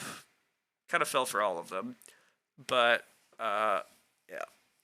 As Lubin said, my margin looks pretty good here. I mean, red's at least gonna have low 40s, but I'm still gonna win this game by 6 or 7 points. It's not quite what I would have wanted, but we're getting upper 40s with taking a tactical beggar, so it's all good. Potter Sharks is such bait if you don't have a good plan to bake. Correct. Correct. Teal does get so bake with this last grand they earned. Okay, that's, yeah, really nothing. Wow, Teal might have less. No, Teal's breeding enough points. Teal's at least beating purple still, but. Alright. We renovate. We get this lovely little fireplace. Alright. So, this was pretty much the world's worst small trader. Little bit sad that we played small trader because we used small trader twice, I think. Oh wait, maybe we used small trader 3 times. Did I never start player in this game? I mean, not that it should be that surprising I never start player with this combo. I grew with asparagus gift, and then I never did start player, did I? Okay, maybe I still got 3 uses out of small trader. It just came so late. But again, how are we supposed to know major's gonna flip late? We got both of these ox in round 1 for everybody that missed that. I mean, we played both these ox in round 1. Like, I can't not play this. You think small trader only good with teacher's desk? I think small trader is I think small trader young farmer is totally playable. Even if I only get 9 food from small trader, playing small trader and young farmer in round 1, and then aiming to do early Reno Company shenanigans, like, it was totally fine. Yeah, exactly. Late major screwed me badly. Not sure you like it with young. I'm absolutely confident this was a strong combo, but late major screwed me up. People fought for the first fireplace, so that I couldn't actually get the grain in the ground stage 1. And I got screwed up because my game plan was definitely Reno Company into Priest, but then the table just handed me first room and grow, and like they all refused to be ready to build and grow. So if you use it for 2 grain fields, 6 food with a combo in stage 1 that's strong. Yeah, I mean, that was part of my goal. My goal was something like that. But then, yeah, late major, plow, it was a weird freaking game team, but.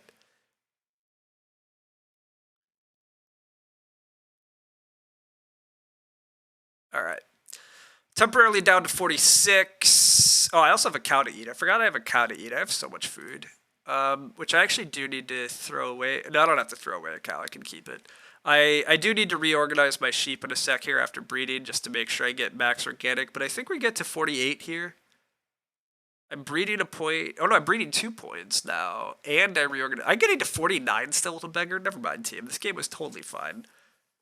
We're hitting 49 with a beggar, and we still got blocked from, like, probably our absolute best stuff. But as Lumen is saying, despite my counterwalling about getting blocked so much on the plows, Teal gave us so much value by starting all that much. Like, just getting to take great wood actions and fence quickly and getting good animal stacks, like, that's all our game really needed.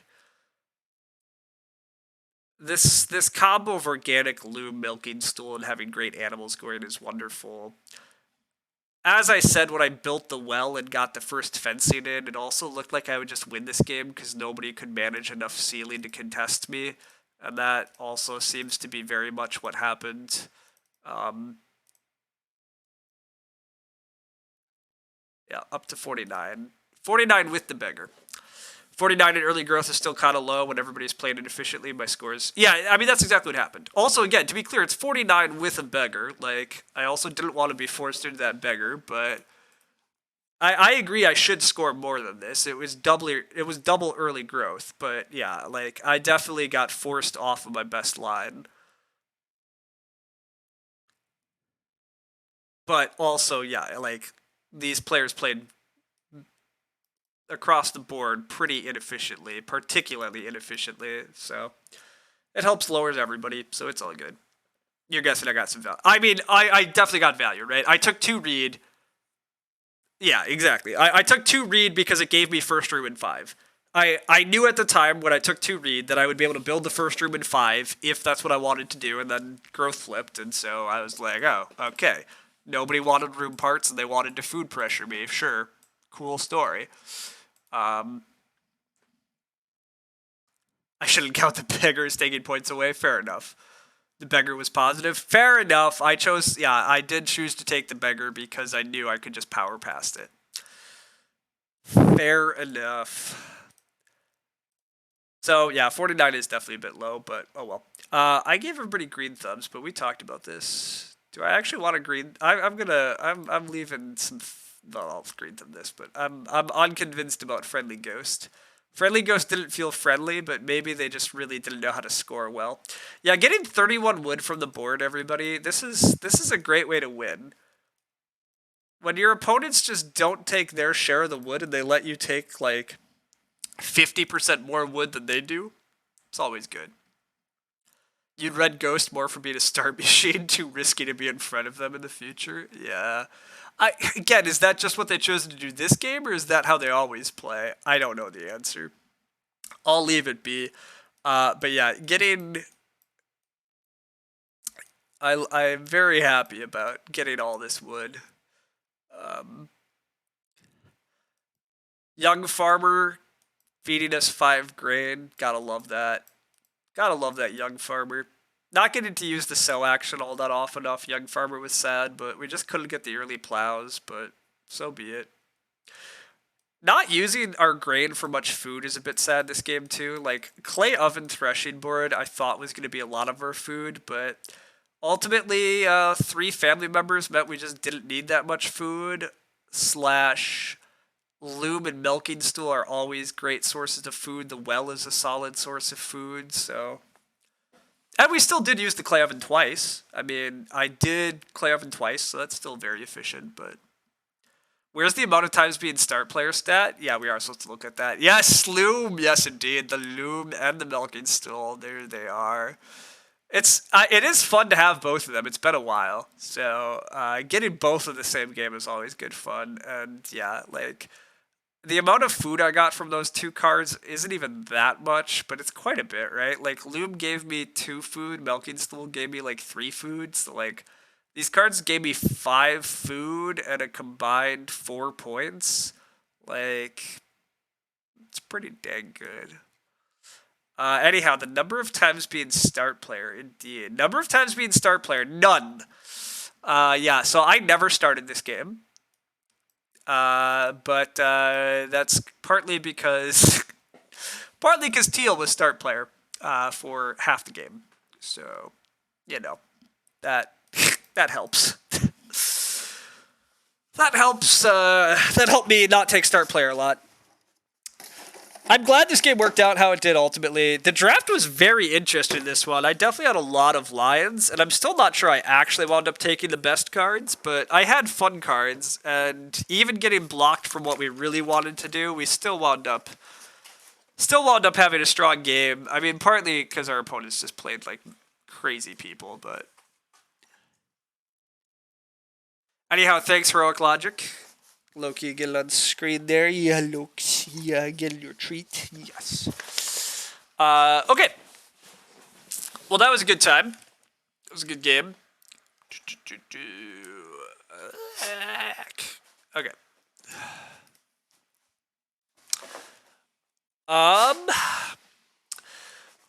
I keep trying to get top 10 and can't stop, and then of course as I get close I get knocked back down. But let's do a quick can't stop, and then I might play something else yet. We'll see. Nothing like super long. Not another Agricola or Terra Mystica length, but maybe like a half hour. But yeah, it's not a double Agricola day for me. I just can't stream as much as I used to. This whole like pandemic thing lifted and increasingly doing things with friends slash now, actually living with my partner. Like, ugh, so many other things and people that I'm supposed to see and do things with instead of, just sitting at home playing board games to the audience all day. But yeah, I mean, don't get me wrong. I'm glad that I have all these other things and stuff in life. But yeah, like I'm going out with friends later and doing trivia, and so then I still need to walk Loki and feed him, and I need to change and get ready for that and all this other stuff. So exactly, having things besides board games curses. My opponent's on 579, which is not a great combo, but they don't care about that. Except there they go. Now they bust. I'll take the double sixes and the double sevens, and we'll take that eight, and we'll be hopefully happy with this. All right. 1, 2, 3, 4, 5, 6, 7, 8, 9, 10, 11, 12, 13, 14 progress. One more. All right, 15. That's a good start. Things other than board games. I know the temerity of it all, but yeah, like I'm going out to trivia with friends tonight, so that'll be a good time. But yeah, I can't. That's why I have a bit of time. I can do a little bit more gaming, but I can't commit to an Agricola because then I won't have enough time to actually do all the stuff I need to do before going to trivia, and so problems. But I'm glad to still get some streams in here and there. But like this is where I keep saying I want to stream. I actually want to stream. I would like to stream some more Terra Mystica and Fan Factions and other stuff. Okay, so this position's interesting. If I can win the sevens this round, it really wipes out a ton of my opponent's progress and puts them in a bad spot. Generically, I like taking the sixes and eights, but yeah, I think there's too much value in trying to just win the sevens this round. I'm gonna take 7-11 and hope for a 6.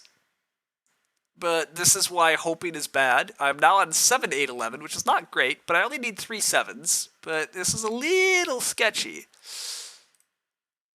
One more 7. Okay. We get rewarded. This looks good. My opponent really needs to fight 6s on me. If they can't steal 6s, I'm just going to win the game on 6s and 8s before they do enough on the flanks to beat me. They're also being forced to play kind of crummy here. You don't want both 9s and 10s usually. You really don't want 4, 9, 10. This is not competing for stuff that matters, and they're just busting. So, I mean, I would like 6s, but there are no 6s. I will take 4, 8. 4, 6, 8 is the best combo left on this board, and we hit it. Lovely. We're going to take some 6s. And yeah, I'm just going to take 6s all the way. Or I'm going to take 8s all the way. Nope, take 6s all the way. We stop there. This is a pretty easy win here.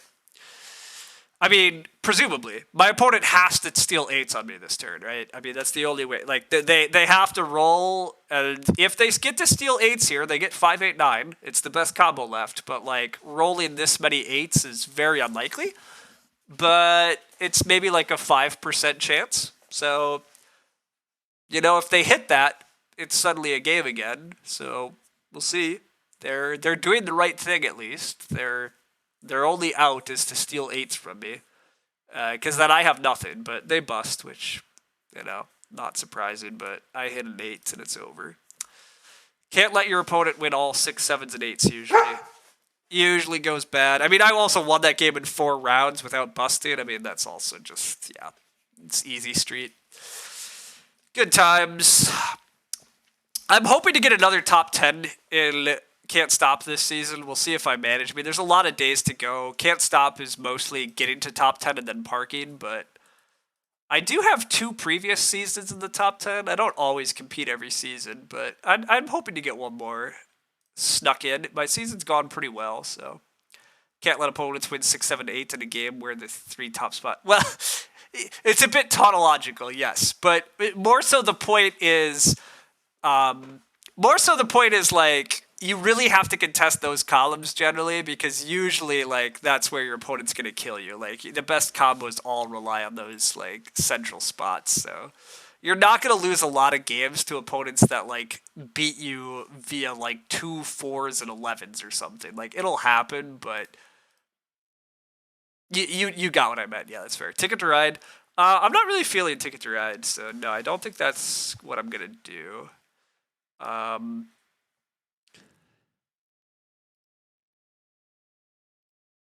I would Stone Age.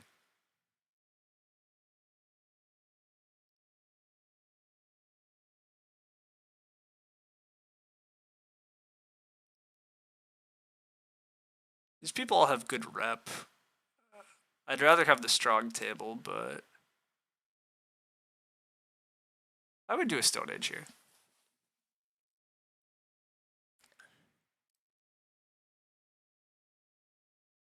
I mostly like 4-player Stone Age though. I'm not really a 2-player Stone Age fan, and I don't really like all the variants. So I'm pretty happy to just find one of these generic tables. But yeah, ideally this one with strong players would fill. But nope, we get a random. We get a random 114, but whatever. I'll live with it. I'm okay with this. Oh, and this player's actually a 222, so they really don't know what they're doing either. So whatever. All right, we're a Stone Age stream for the next half hour. More worker placement. Um, I'm first seat. I'm just gonna take the food. The thing that's a little scary here is that I'm guessing green is gonna get growth and green's gonna go for a starvation strat. So I don't love that. But I can't really do much about it. I don't know how the game's gonna develop, and like the farm is just the best, but I'm gonna anticipate green goes for a starvation line.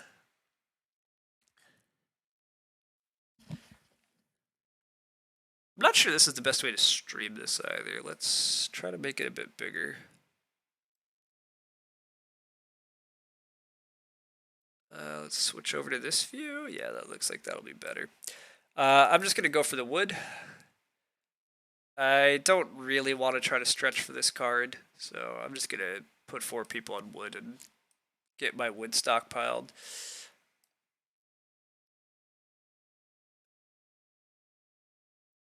I'd be happy to get this, like some of these cards for 1 next round, but we'll see what happens.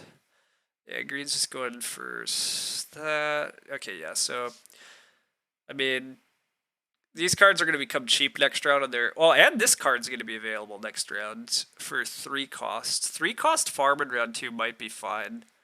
There's going to be some interesting stuff, so just getting a lot of wood here could be great. I'm going last next round, but generally the early rounds you want to just take these actions, but so then the cards there'll be some stuff. I get 5 wood, that's great, that's what we wanted. This looks great. This looks a lot like Agricola, but you guess it's very different. Yes, it's very different. I mean, on the surface level, the thing that's the same is that it's worker placement. But Agricola is heavily driven by cards and a lot of other stuff. Stone Age is driven by dice rolls. There's quite a bit of randomness. There's a lot of randomness in these flips. Yeah, I mean, they're quite different, but there is wood, clay, stone. That's true. There is wood, clay, stone. There's also gold. There's no reed here, but yeah, the resources are kind of the same, I guess. But yeah, definitely different games. Yellow goes for growth. Green's gonna grow, I assume. I'm just assuming green's going starvation, and they are. Yep. So don't love that, but oh well. I'm getting the tool here, or I get this. But I think I'm gonna take the tool and hope to get this building back. That'd be a great start. Just up our efficiency. These are sort of the family growth actions of Stone Age. It turns out family growth in Stone Age isn't actually that strong usually. You have to commit 2 people to it, and it depends on how long the game goes, how valuable those workers are. Plus, you have to feed all of them, and feeding them is a pain in this game. But all right, and the good news is we get this card back. That's what we wanted. This is great. You mean reed is worth its weight in gold? Yeah, that's sort of true, but okay. Follow up. Do I just generate food for the future here? So one of the interesting things is when you have a starvation player in the game, they're not going to ever take farms. So farms become not as contested. So farm scoring is stronger. It also means that I should think about growing in rounds like 4 and 5 rather than prioritizing more farms, because there's just not competition for farms. There's also less competition for cards that have food on them. And there's so much competition for the other stuff. Yeah, food is so easy. I might just stockpile some brick here, because I'm just going to claim it's going to be pretty easy to generate food. I'm already at 2 farms early on here. Yeah, we're just going to get some brick for the future. The other way to kind of try to fight starvation strats in Stone Age is to make the game go fast, which would be drilling a stack of building tiles. But nobody's doing that yet, because, I mean, it's so early. Building buildings early is hard, so. Red's choice of card seems weird. That card did not look worth it early game. Yeah, I don't agree with Red. I don't agree with Red going for that card at all. I would completely agree with you, Sid. The main thing this has value for is just making sure the starvation player doesn't get it. But like, this is not that important of a card. It's not that bad of a card, but I think Red picking this over a tool is crazy, for example. But Red's not rated very high, so one per person is not that important. Correct. Yeah, it doesn't develop an engine. Yes, I completely agree. I would not have taken this. I would not have played how Red did this round either.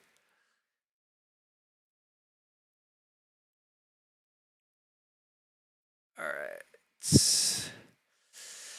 Okay, we got 2 farms, we got a tool, we got some good efficiency. This card gives 5 food, which is reasonably good, but I don't really care that much. Green does what you expect. I'm gonna take whatever yellow or what red doesn't. I'll take a tool or a food or another farm here.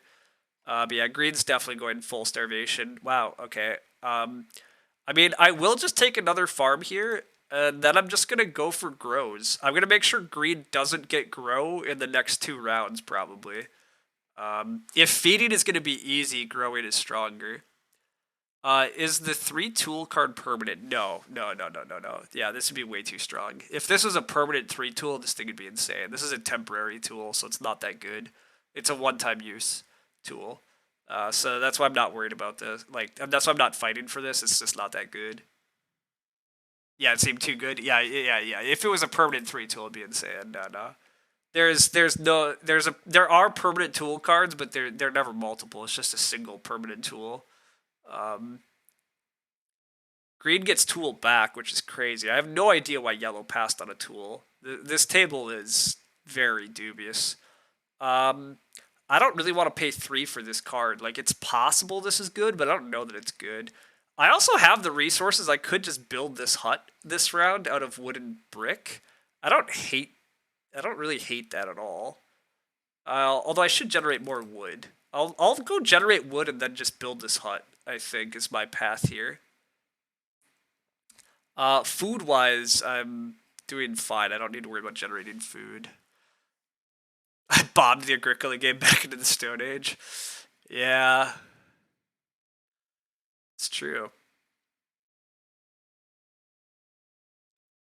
Green not being able to generate any wood here is pretty nice. I mean, you mostly just need wood to generate cards. I should really remember what card green bought. Oh my god, why do I not know this? I really should be keeping track of what green has in order to contest them this game. What card did they get? They bought it last round, right? Dang it, I'm mad at myself. I'm not tracking the cards correctly, which is bad of me. You hate it online? Yeah, I kind of do too. I partly hate it here because I don't know. I don't always. I should be paying more attention, but yeah, it's like whatever. It's my bad. What is? Oh, green is feeding this round. Green's not fully starving because they have so many people. They're deciding to feed them for a sec. I like that. That makes sense to me actually. They have 2 leftover food from last round. I'm surprised they saved this one person though, rather than just sending 4 people to guaranteedly feed. But anyhow, also hi, but you're gonna go watch my actual Agricola. Catch you later. No, that's totally fair. You don't have to care about Stone Age. See ya. The Agricola game's good fun, although it's very wacky. But Green does get enough food to feed all their people though, so kudos to them. And wow, they generate 2 brick. What a round for them. Good rolls. Anyhow, I really should have tracked what dumb card green had. I think it's... What is it, though? They didn't get the stone card. What else have we seen early? They didn't get the people card. Oh, they got the single building potpourri card, right? Okay, so they have one. They have one of the builder multipliers. So they have 1 point per hut. All right, I'm glad I caught up and remembered what they have. All right, we're rolling pretty well early here too. That's nice. I'm gonna keep a brick just for future buildings, making it a bit easier. But we're gonna turn some resources in here and start making points. This double person, or no, this isn't a double person card. Sorry, it's just a single person. Never mind. This card's not that good. Double people card are also like the best things for starvation strats are double people cards and triple builders. Double builder cards are very good too. So, I mean, I'm pretty convinced they're going to start starving. Wow, red is way overvaluing these things. I'm going to grow though. As I said, I actually think in this type of game where I have so many early farms and I expect somebody is starving, I'm going to prioritize growing over taking even more fields. I'm going to be able to get more fields later, especially with red just I don't know what the heck red's doing, but he doesn't care about anything he should be. Green, yeah, takes the tool here. I'll take this card if it comes back. I'm expecting red to take this card also. Double Tool Maker could also be an interesting card. That's pretty strong, but how many tools am I going to get this game? I don't know. But actually, I probably will take... I'm going to take whichever card is available to me. A slight preference for just the 1-cost card. But Double Tool Maker could be very strong. Even if you only get like 5 tools this game, like this card often is going to produce a tool anyhow too, this potpourri. Like 80% of the time I get a tool or a farm, which is pretty valuable early on here still.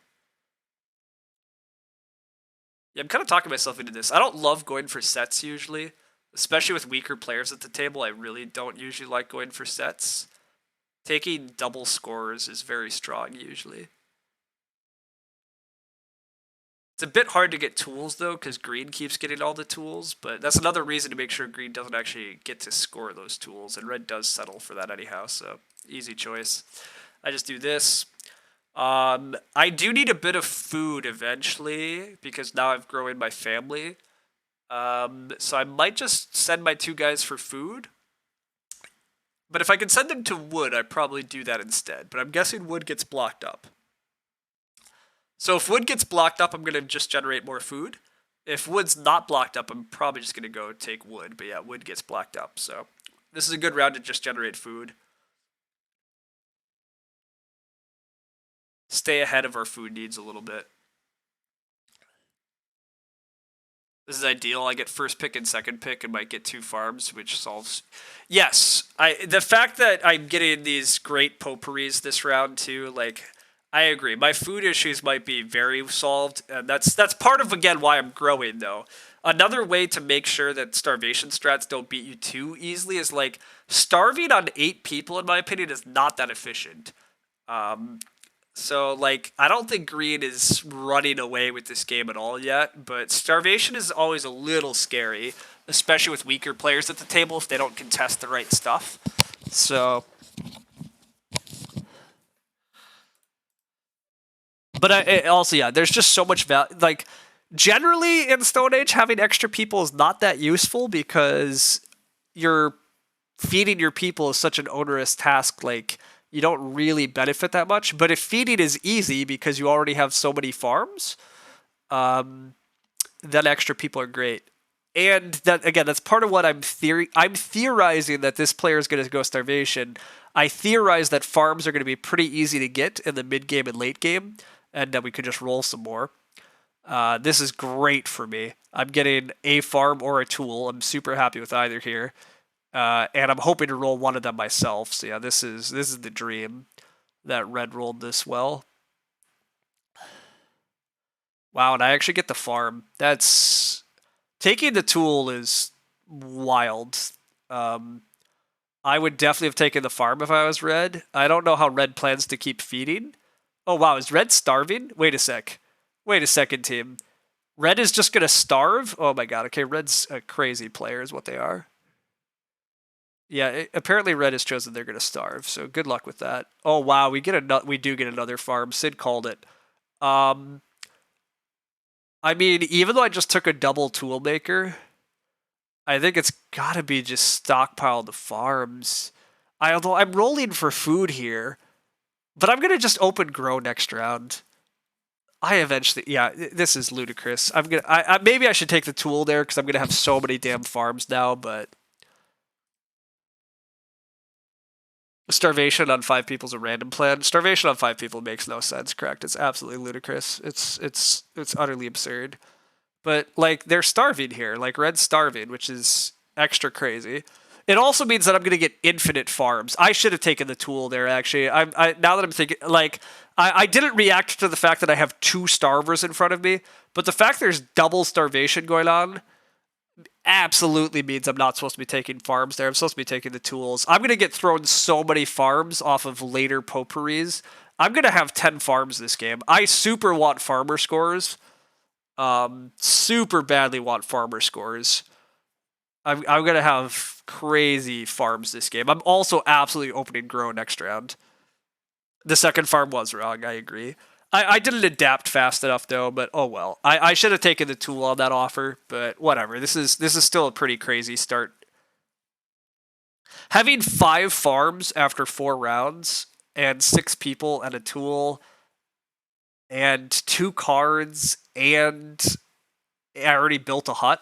Like this is going just fine. Um, yeah, this is great. I have 7 workers that I don't have to feed.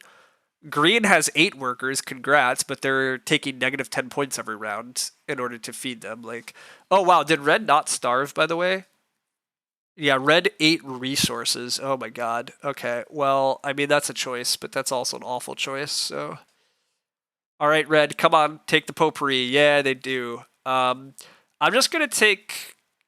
I'm gonna send 3 people to wood, and I'm very tempted to just take this potpourri card on the wheel. I think farmers are gonna score absolutely ludicrously for me this game. So I think this is an easy like 8 point card plus a potpourri, which hopefully gets me another tool, or I'll take another farm if it comes to that. Yeah, I'm gonna just send 3 people for wood here, and then maybe that's getting too fancy. Actually, maybe I'm supposed to let this card fall off. This is maybe getting too fancy. Paying 3 resources for this card's not that exciting, but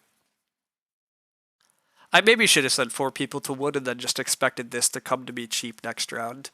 Because it's pretty likely this comes to me cheap next round. Everybody else takes these things, and then I get this. I get this next round. Yeah, I'm actually I should have done that, but now I'm kind of locked in. This one guy can't do a lot productively. I don't have enough tools to make it safe to go anywhere else, and generating food is just almost worthless. So I'll still go for this and hope. I mean, it's a little risky here too. I mean, my people. Well, I have an extra. I should at least make this happen, but not having any resources for the future is a little bit sad. But 3 resources does seem too high. Yeah, it's not great. It's fine, but I would have got it for 1 resource in the next round. I'm pretty sure. I should have thought slightly more about that. I to be clear, I've been playing a bit more Stone Age lately, and while I think I am pretty good, I definitely think I make several small mistakes like this, and I don't think I adapt fully to my opponents. So this is part of why I'm having fun actually kind of playing it a bit more, because I'm finally really thinking more analytically about it, and I'm learning some small things I should be doing. So that's fun. I mean, there's a lot of randomness in this game too, right? So like, there's only so much control you have, but wow. Um, crazy flooding the game with stuff. But as I've said, as much as farms are good, I want tools. I get 2 points for every tool I get. I mean, I also get 2 points for every farm, but I think I'm going to get so many farms in the future. Um, this is the cost I should pay for it. A two per. Yeah, I mean, yeah, but this is fine. I paid 3 wood I paid 3 wood and an action for a tool and probably like 8 points. It's fine. It's not great, but it's fine. Green's getting a big stockpile of resources and is finally building some huts here, so Green's generating points now finally. Unfortunate roll as well. I gave Green a tool. Yeah, I agree. I rolled too well, but how do you know? We're also going to see if Red throws me another farm here, which seems reasonably likely. Oh, Red throws me a tool though. Wow, these potpourris are crazy. Green got to use it on their turn. Yes, it was very unfortunate, but I'm still doing very well too. I mean, Green's doing very well. This double hut is very good for Green. This is pretty excellent for me. This is a permanent tool plus a culture card. I don't need the culture card. And wow, Yellow's gonna first pick it because why not? Sure. Green first picks that. That makes enough sense. I want the tools more than anything. The growth is reasonably good still, but tools. Okay, the growth gets taken by Red because yeah, Red starve last round. Well, red is actually starving. That's crazy. I'm gonna take the tool then. Tools are gonna be better than growth. Or again, farms like if yellow can't even use another farm, and yellow doesn't have scoring. Like the farm's just gonna come back to me, which is part of why this game is so crazy. Like you can't have 2 people starving. This game's just gonna go absolutely insane for me. Oh, green is gonna actually block the farm. Cool. Okay, I mean that's fine. Double tool makers looks very strong. Doubling up my double tool makers. Also, there's a 1-to-7 hut though. I missed that. 1-to-7 hut is so good. Why did green not take that? That's crazy. I guess I can't block everything, but 1-to-7 huts are very strong. It allows green to dump all these resources, whereas otherwise it costs him extra workers in order to do so. Okay, red blocks it. Well, that makes my choice easier then. I am going to go double tool makers. Well, or do I take wood first? Nah, green already has 10 points for this tool maker. Screw that. I'm taking this. Even if I have to pay for this in brick, I'm okay with that. I already have 4 tools. Yeah, I already have 4 tools. This is fine. I'm not gonna probably get to build this in wood, but well, or I am. I'm gonna at least get to roll some wood here.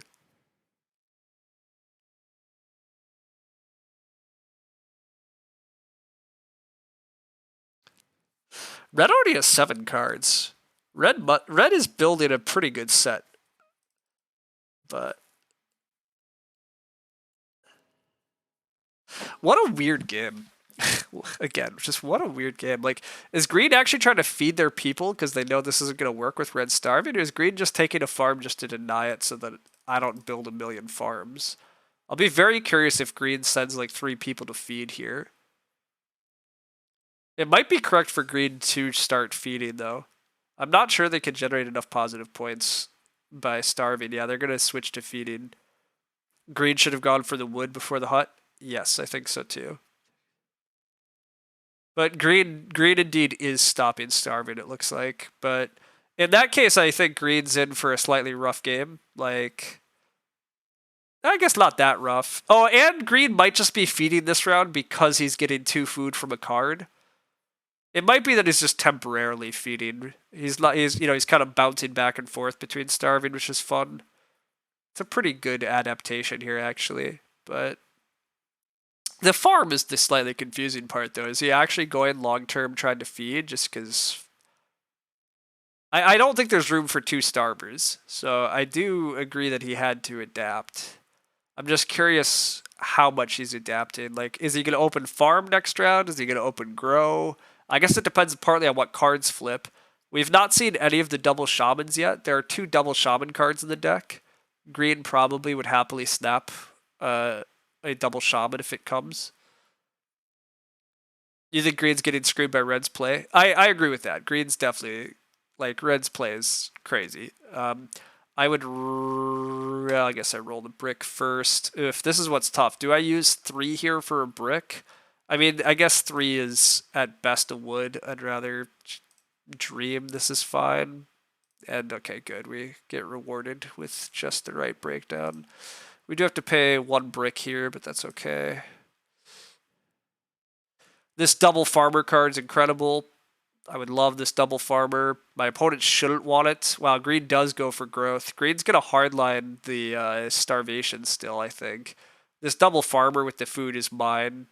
Like, I can't imagine.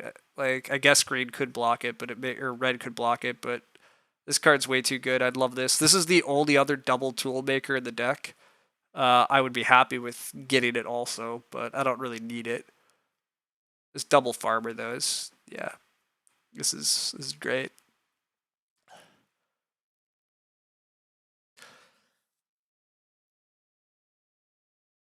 Red goes for a tool. It's fine. Give me this card.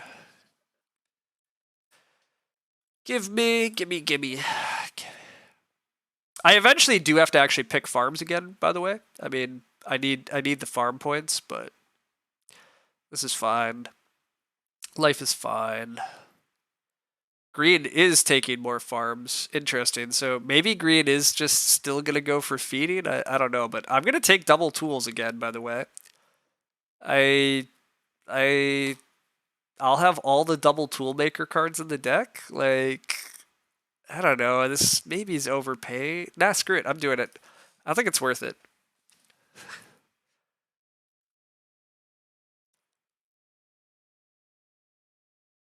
I'd love to be actually able to roll wood here, but I might not be able to yet. Although yellow rolling more wood is crazy. What is yellow doing with their? I mean, we're playing with very weak players. This is baffling. But what is yellow doing with all this wood? Like, if you're collecting all this wood, you need to actually pay it for cards, or you need to take huts that let you spend it. But you can't. You you can't win the game by just stockpiling 15 wood. It doesn't do anything. They're gonna fence 15. Ah, I got it. I understand now. They will be the first defense. That's fair. They will absolutely be the first to manage. But yeah, no, it's kind of wild. I hope red doesn't block all the wood here. I mean, the downside of me trying to take this card is that I do need a bunch of wood. Red also kind of just needs some wood, although red also kind of wants a card. Red kind of wants this hut actually, but yeah, red blocks all the wood. Well, that was the downside of my gamble. I'm gonna pay for these cards in brick, which is not ideal, but whatever. It's what's happening. I'm gonna save. Oh no, I'm generating more food. Oh my god, okay, I'm just sending all these people to make brick. Whatever. Whatever. They've already farmed. Time to ranch. Admittedly, yellow has farmed. Yes, yellow has farms.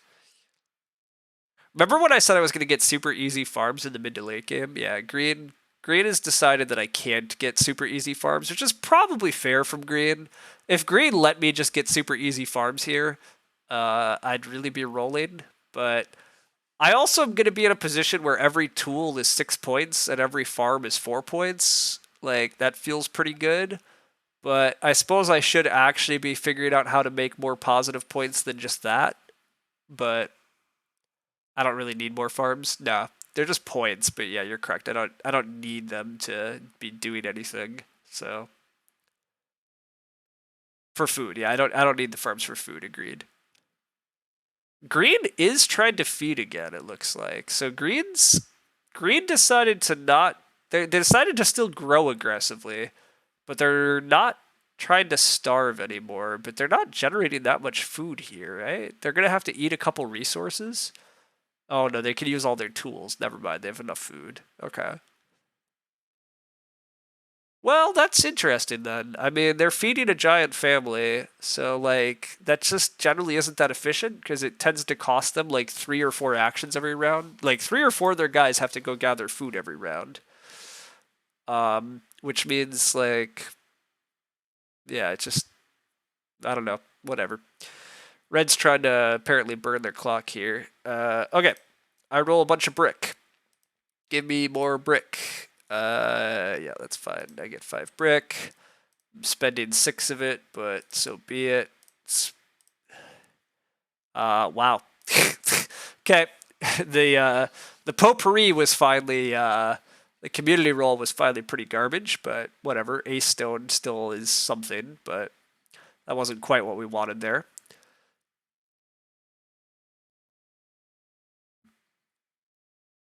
The cards suck.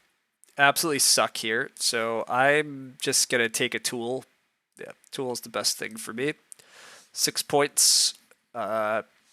I guess this farmer is fine. This two cost farmer for a stone is fine, but I don't really care. I'm not that well set up for any huts. Yeah, yellow finally realizes they have to dump all their wood somewhere. I will take this farmer card. Again, I haven't got that many more farms going yet, but it's still fine. 6 people in wood. That's a move that I could have done here, but I don't think that's that good. Wow, yellow is generating more wood though. This is wild. Nobody takes that card. Yeah, I guess you're correct. I should have done that. My theory was that people were going to need to fight for actually ways to score, but yellow continues being ludicrous. And why I thought they would not be ludicrous, I don't know, but I thought maybe they would get some reason in them, but no, yellow's decided they need more wood for reasons. So whatever, I'm overpaying slightly again. I'm gonna probably just generate a little more brick, and then I'm gonna send 3 guys to gold. I just need gold for future buildings, maybe. I'm getting another stone here. Actually, wait a sec. I'm getting another stone here. I can build this stone gold this round. Unless I get blocked from gold. I'm not getting blocked from gold. It's not a huge loss if yellow takes it. Yeah. You're correct. I shouldn't have fought for this card. I probably should have fought for wood. Although again, like, it's really not costing me that much by paying for this card in brick instead of wood. Like, yes, it's costing 2 pips, but meh. I mean, again, this is one of those weird games where yellow's kind of pulling everybody down by like, okay, yes, yellow's making wood hard to get, but yellow's like, this food is worthless for yellow. Like, what is yellow? I mean, yellow's just a bad player, but it's, yeah. That card yellow is going for, it's crazy. They have no use for the food. Yeah, exactly. Like, wait, what? Like, why is yellow paying 4 resources for a cup? Like, yeah, exactly. The food is absolutely useless to them. But I don't know what they're doing. I don't know what they're thinking. But whatever. Okay, am I sending 4 guys to gold here? I guess I am. Just send everybody to gold. Nah, screw that. I send 3 people to gold, and I send 1 to brick. I hate having lots of tools and not splitting my guys up a little, so I'm gonna do this. Someone needs to play the Monopoly for wood. Yes, they do. Yellow's like trying to monopolize wood, and it's just, I mean, it's not, you can't actually win doing that, but it's definitely made my life a little hard that I can't easily get on the wood spaces, but whatever. It's my bad. 2 and 2 seemed even better to you. 2 and 2 probably was better, but I'm not sure there's a huge difference.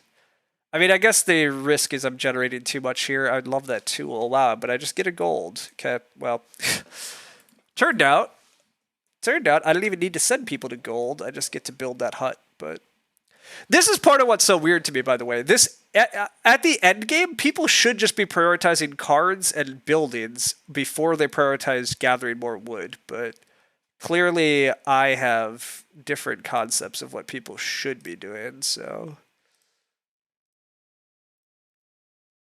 we'll pay for an extra gold. This brick guy makes a brick. Do we use our dumb temp tool here? I think we do, because we have this permanent tool, so may as well turn that into 1 more brick. That's fine. I don't know what else I'm using it, so salvage it now. Have some extra resource flexibility this next round. There's not that many rounds left. I was start player originally, so we're about to be in round 9. I guess, yeah, this looks like it's still going to be an 11-round game, though. This looks 1. I feel pretty winning also, but I don't know that for sure. But I suspect so. I mean, yellow and red are not winning this game. It's really only green. And green's starving again? Okay, I don't understand. Also a 1-7 hut? Sure. I will just take that. While both farm and tool are good for me, they ideally come back. I'm just going to take the best. Like, all these cards kind of suck. I mean, if you're making a set, they're good, but I'm not making a set. Green's also not making a set. I mean, green's probably just going to pay for this card or something, but I'll just take the best hut. Just look at my card scoring. I mean, my card scoring is excellent, yeah. My card scoring is very good. Having all the double tool makers is great. I mean, I had to pay for them. I definitely had to pay for the double tool makers, but yeah.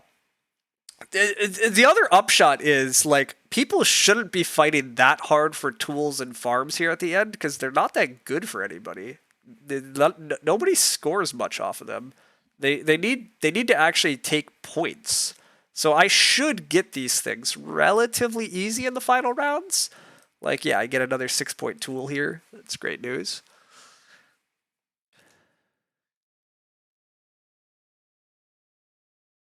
Oh, we also need a food this round. Let's not forget, everybody. We're not actually fed yet. We need a food.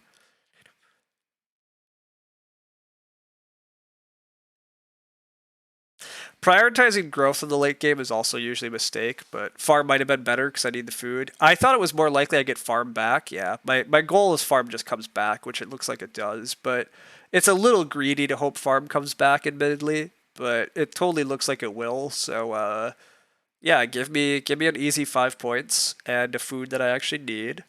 Unless red finally decides to block farms, but that seems absolutely wild. Yeah, no, red's just gonna take all the single shaman cards because that's all they know how to do.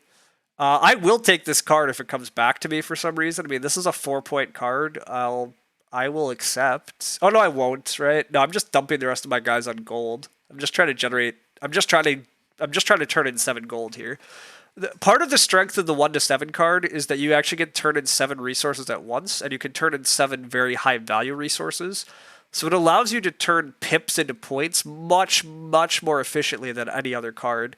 Like this card yellow's using, you only turn 10 pips into 10 points, right? So it costs a guy and 10 pips to make 10 points. This costs like, this just turns your pips into points much better. Like, I can turn like 40 pips almost into 40 points with only 1 action, whereas this would cost 4 actions. So like this is just buying me actions basically. Although this card is coming back to me. I mean, no, it's not. There it goes. Okay. Yeah, we're just generating lots of gold. I guess I should split. I talked about this last time, wanting to split just because I have so many tools. Being able to spread the tools out is useful. I think I actually still will do that. But yeah, I want to just dump a ton of points in here and then, yeah. Not being able to roll wood is a little unfortunate, but again, like, what in tarnation is yellow doing with all their wood? I guess actually they are spending it, so whatever, but... okay. Let's roll some more gold. Wow, we rolled shitty on gold. That sucks. I will save all the tools for brick in this case. Wow, we rolled shitty here, though, too. Well, that sucks. Well, that was incredibly unlucky. But whatever, we'll just spend what we have. It's still fine, but that was garbage.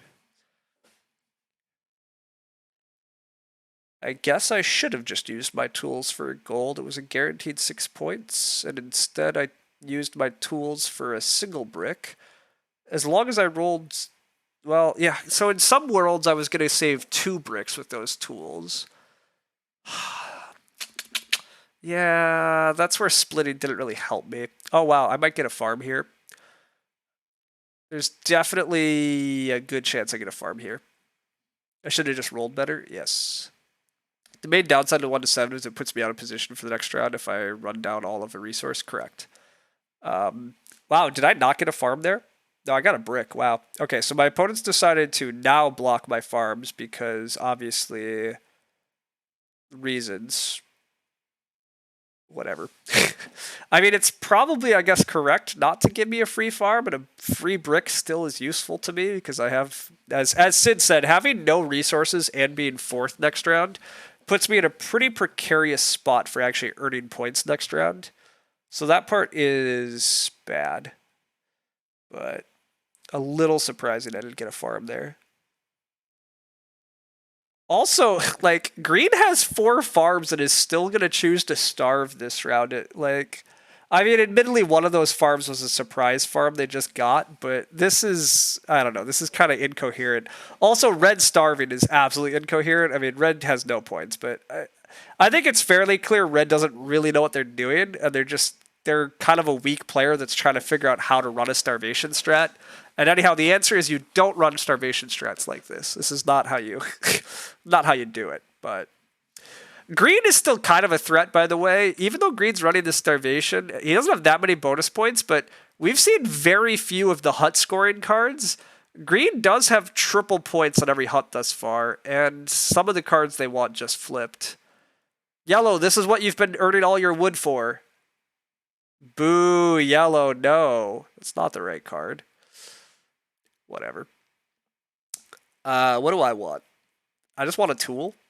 I don't really care about this double hut builder card. The problem is green is going to get it. It's actually kind of a problem. I don't really want this, but I don't want green to have it. Am I really just going to say I win this game because I have crazy multipliers on these things already stockpiled? This is a 6-point tool. Oh boy. Oh boy. I don't know the answers.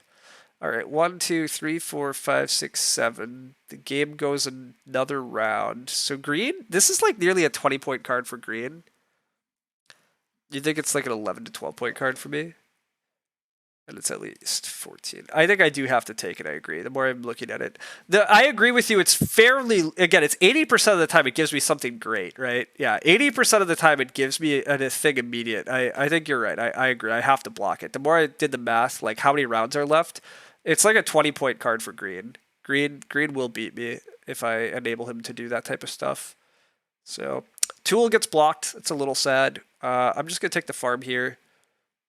Though this is still 5 points, and it's a food that I need, so it's possible I should block a hut instead there, but it's so tough. Like, it's mostly blocking a hut because I might not get it. Also, I should maybe roll wood. I'm not going to get stomped on wood again here, though, right? People have to keep taking huts before they take wood. Yeah, yellow is finally realizing they have to take huts. Red not getting on a hut this round is crazy. Red prioritizing this tool is, yeah, absolutely nutty. Like, Red should be feeding their people this round, but they're probably going to just go roll 6 wood here or something. Nope, they're going to grow. Okay, fine. I finally get to roll wood. Am I sending everybody to wood? What else do I want? I guess I just want to, like, stockpile a stone for the future.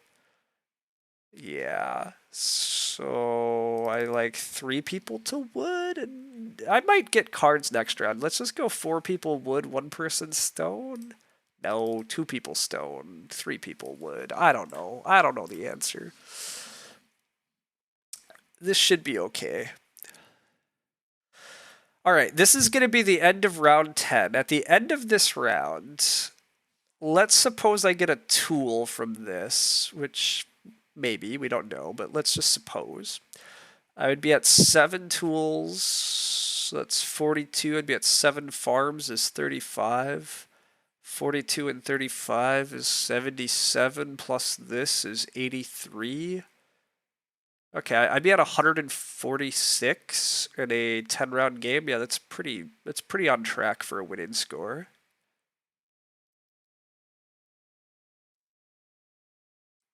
Has triple hut flipped? No, triple hut's not flipped. Green does have a double hut. That's very good for green. Yes, that's true. Green has a 80% chance of finding triple hut next round. Like, that's where green maybe still is winning this game. Like, it's scary. Green currently has a single hut and a double hut card. And now they have a double shaman card. So green has triple value on their huts. So yeah, green already has 1, 2, 3, 4, 5, 6, 7, 8, 9. They already have 27 and 18. Green is at, yeah, 27 plus 18 is 45. So green has 45 post-game points. It's single person and double hut. It's single hut and double hut. Yeah. Green has single hut and a double hut currently. So yeah, green has 45 post-game points, counting this card that they haven't bought yet. So they have plus 45 to whatever they end this round at. So they're close to me for sure. And we have a final round going, and they actually have resources where I don't really, so that part's concerning. They're at 93, so they're at 83 only though, 83 plus 45. So they are like almost 20 points behind me. But they have better resources in the final round, and they're probably flipping the triple hut card, which is incredible value for them. So we'll see. We'll see. All right, I need wood. I'm just going to use all these for wood. I might regret that after rolling stone. Oh, no, I don't. My stone people rolled great. Fantastic. Oh, I should have done this first in case I got a tool.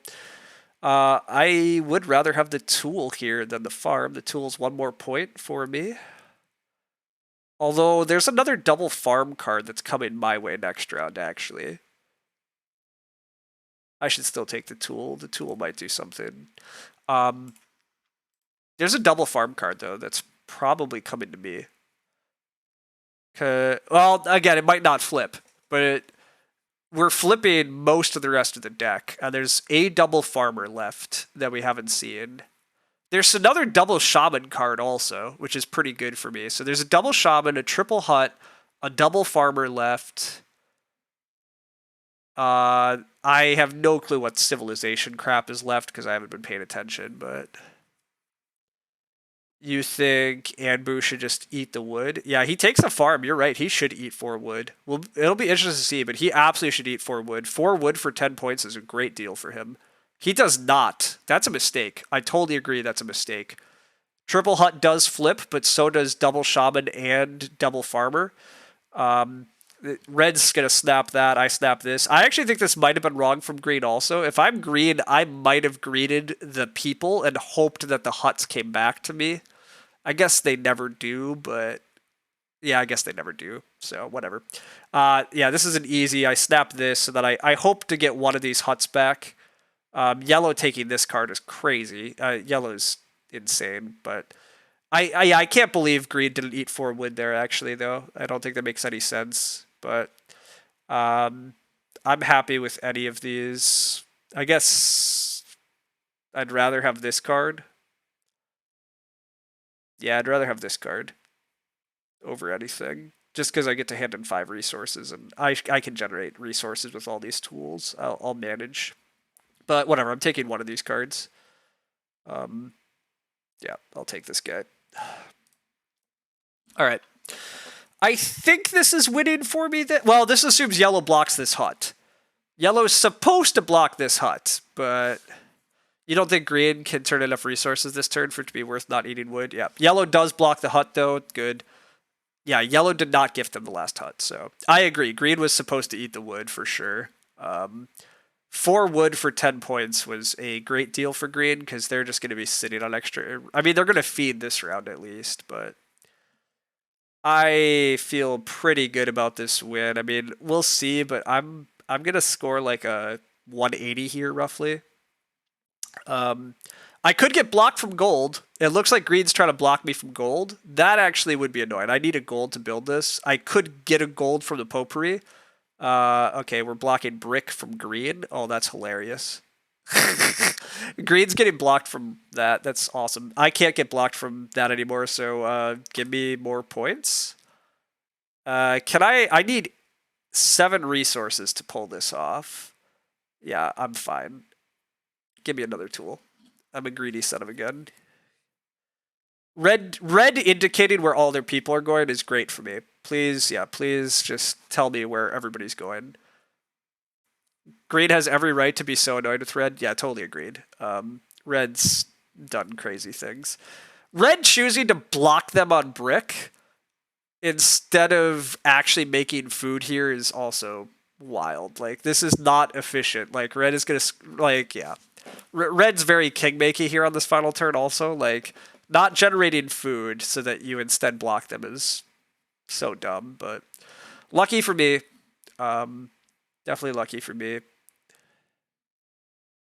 They don't need brick. Correct. Green, red. Oh, you're saying green doesn't need brick. Green absolutely needs brick, right? Oh no, green doesn't need brick. You're right. Sorry, they chose a hut that they don't need a brick. Good call. Yeah. Good call. Green doesn't need brick. Sorry, never mind. Green absolutely is okay already. Okay, I need some wood, and then I need a gold.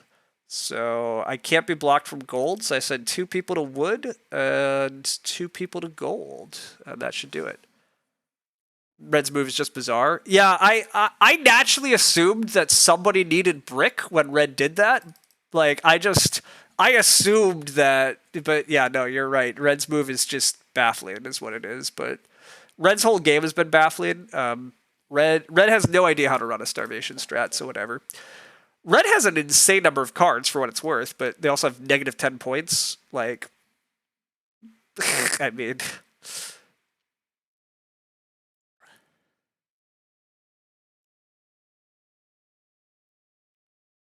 All right, so green ultimately wound up with 6 times their huts, and they have 2 times their people. So they have 20 points in people because they apparently grew in this final round for reasons I won't understand. And they're fed. And they have 1, 2, 3, 4, 5, 6, 7, 8, 9, 10 huts. Okay, so they actually maybe still did win, right? This is crazy. They still have 80 post-game points here. So they actually still scored 192. So they maybe did beat me because 192 is crazy good. But this is the problem of an 11 round game where, yeah, I mean, they got the double shaman and the triple thing. Rolling gold before food seems like a tactical mistake. Food has way more critical breakpoints. That part's probably true. Okay, can we still win this though? Maybe. I'm going to have a very high scoring game also, but I'll take. I don't even know what. May as well get a second gold. Actually, may as well not get a second gold. I just need 1 gold. No, second gold is actually worth a lot of points. Never mind. Definitely should take the second gold. Then I get some wood. And I pay for this with an extra gold. And I take this for 2 wood. And we roll ourselves a tool. Okay. I also probably should have done wood before gold. Yeah, it turned out that that worked very well, but you may be right. But okay, so I have 87 at least. I wound up with 8 tools, 7 farms. Nothing's changed about that. So farmers, we have 1, 2, 3, 4, 5, 6, 7 times our farmers. So 49 plus 6 times 8, 48. So we have 97 plus 8, 105. Plus 87 is also 192 plus our leftover resources. Oh my god, we're going to lose by like 2 points. We are going to lose by 2 points to green. Oh no, green has to eat a resource. We're going to lose by 1 point to green. 1 single point, I believe.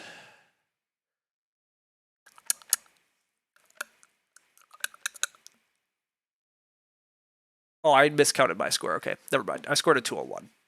Whew. That's good, because I felt like I should have won that game, given the breaks I had. But also, these are crazy scores. But, I mean, that's because our opponents did wild things. 201 in an 11-round game is nutty. I mean, it says 12 rounds. For some reason, Stone Age counts turns wrong, though. Or, what? Wait, was that a 12? No, it moves first player for some reason. We ended the game with Green being start players, so... Green played very well. Pivoting like that super hard. Yeah, no, I mean, I agree. Green's rated... Green seems rated how they should be. Green pivoted very well. They played very well.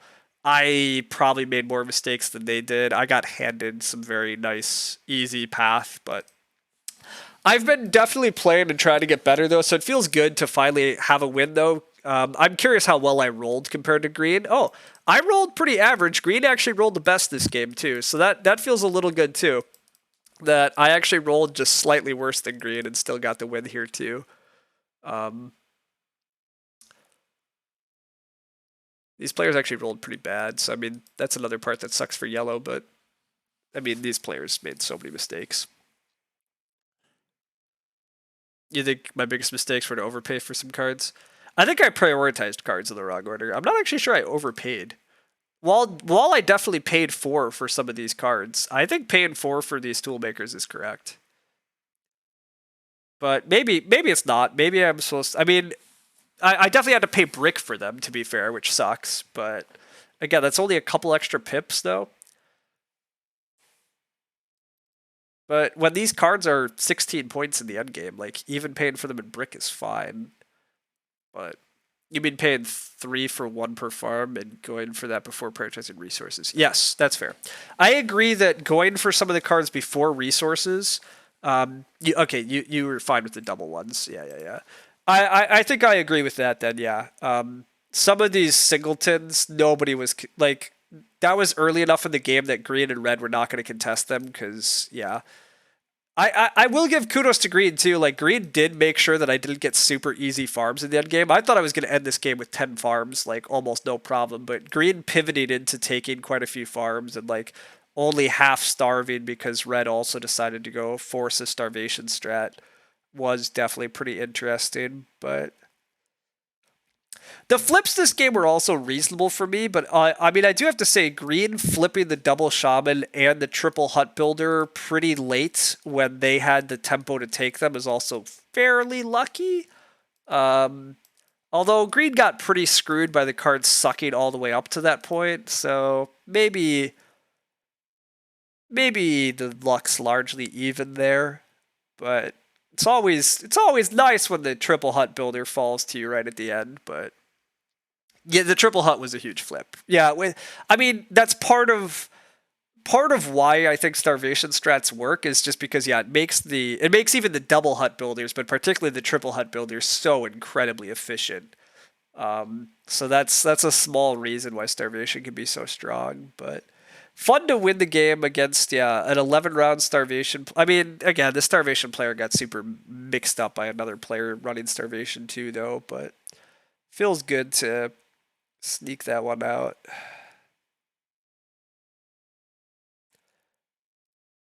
It's also pretty fun that I only built 4 huts this game, but those 4 huts produced 87 points.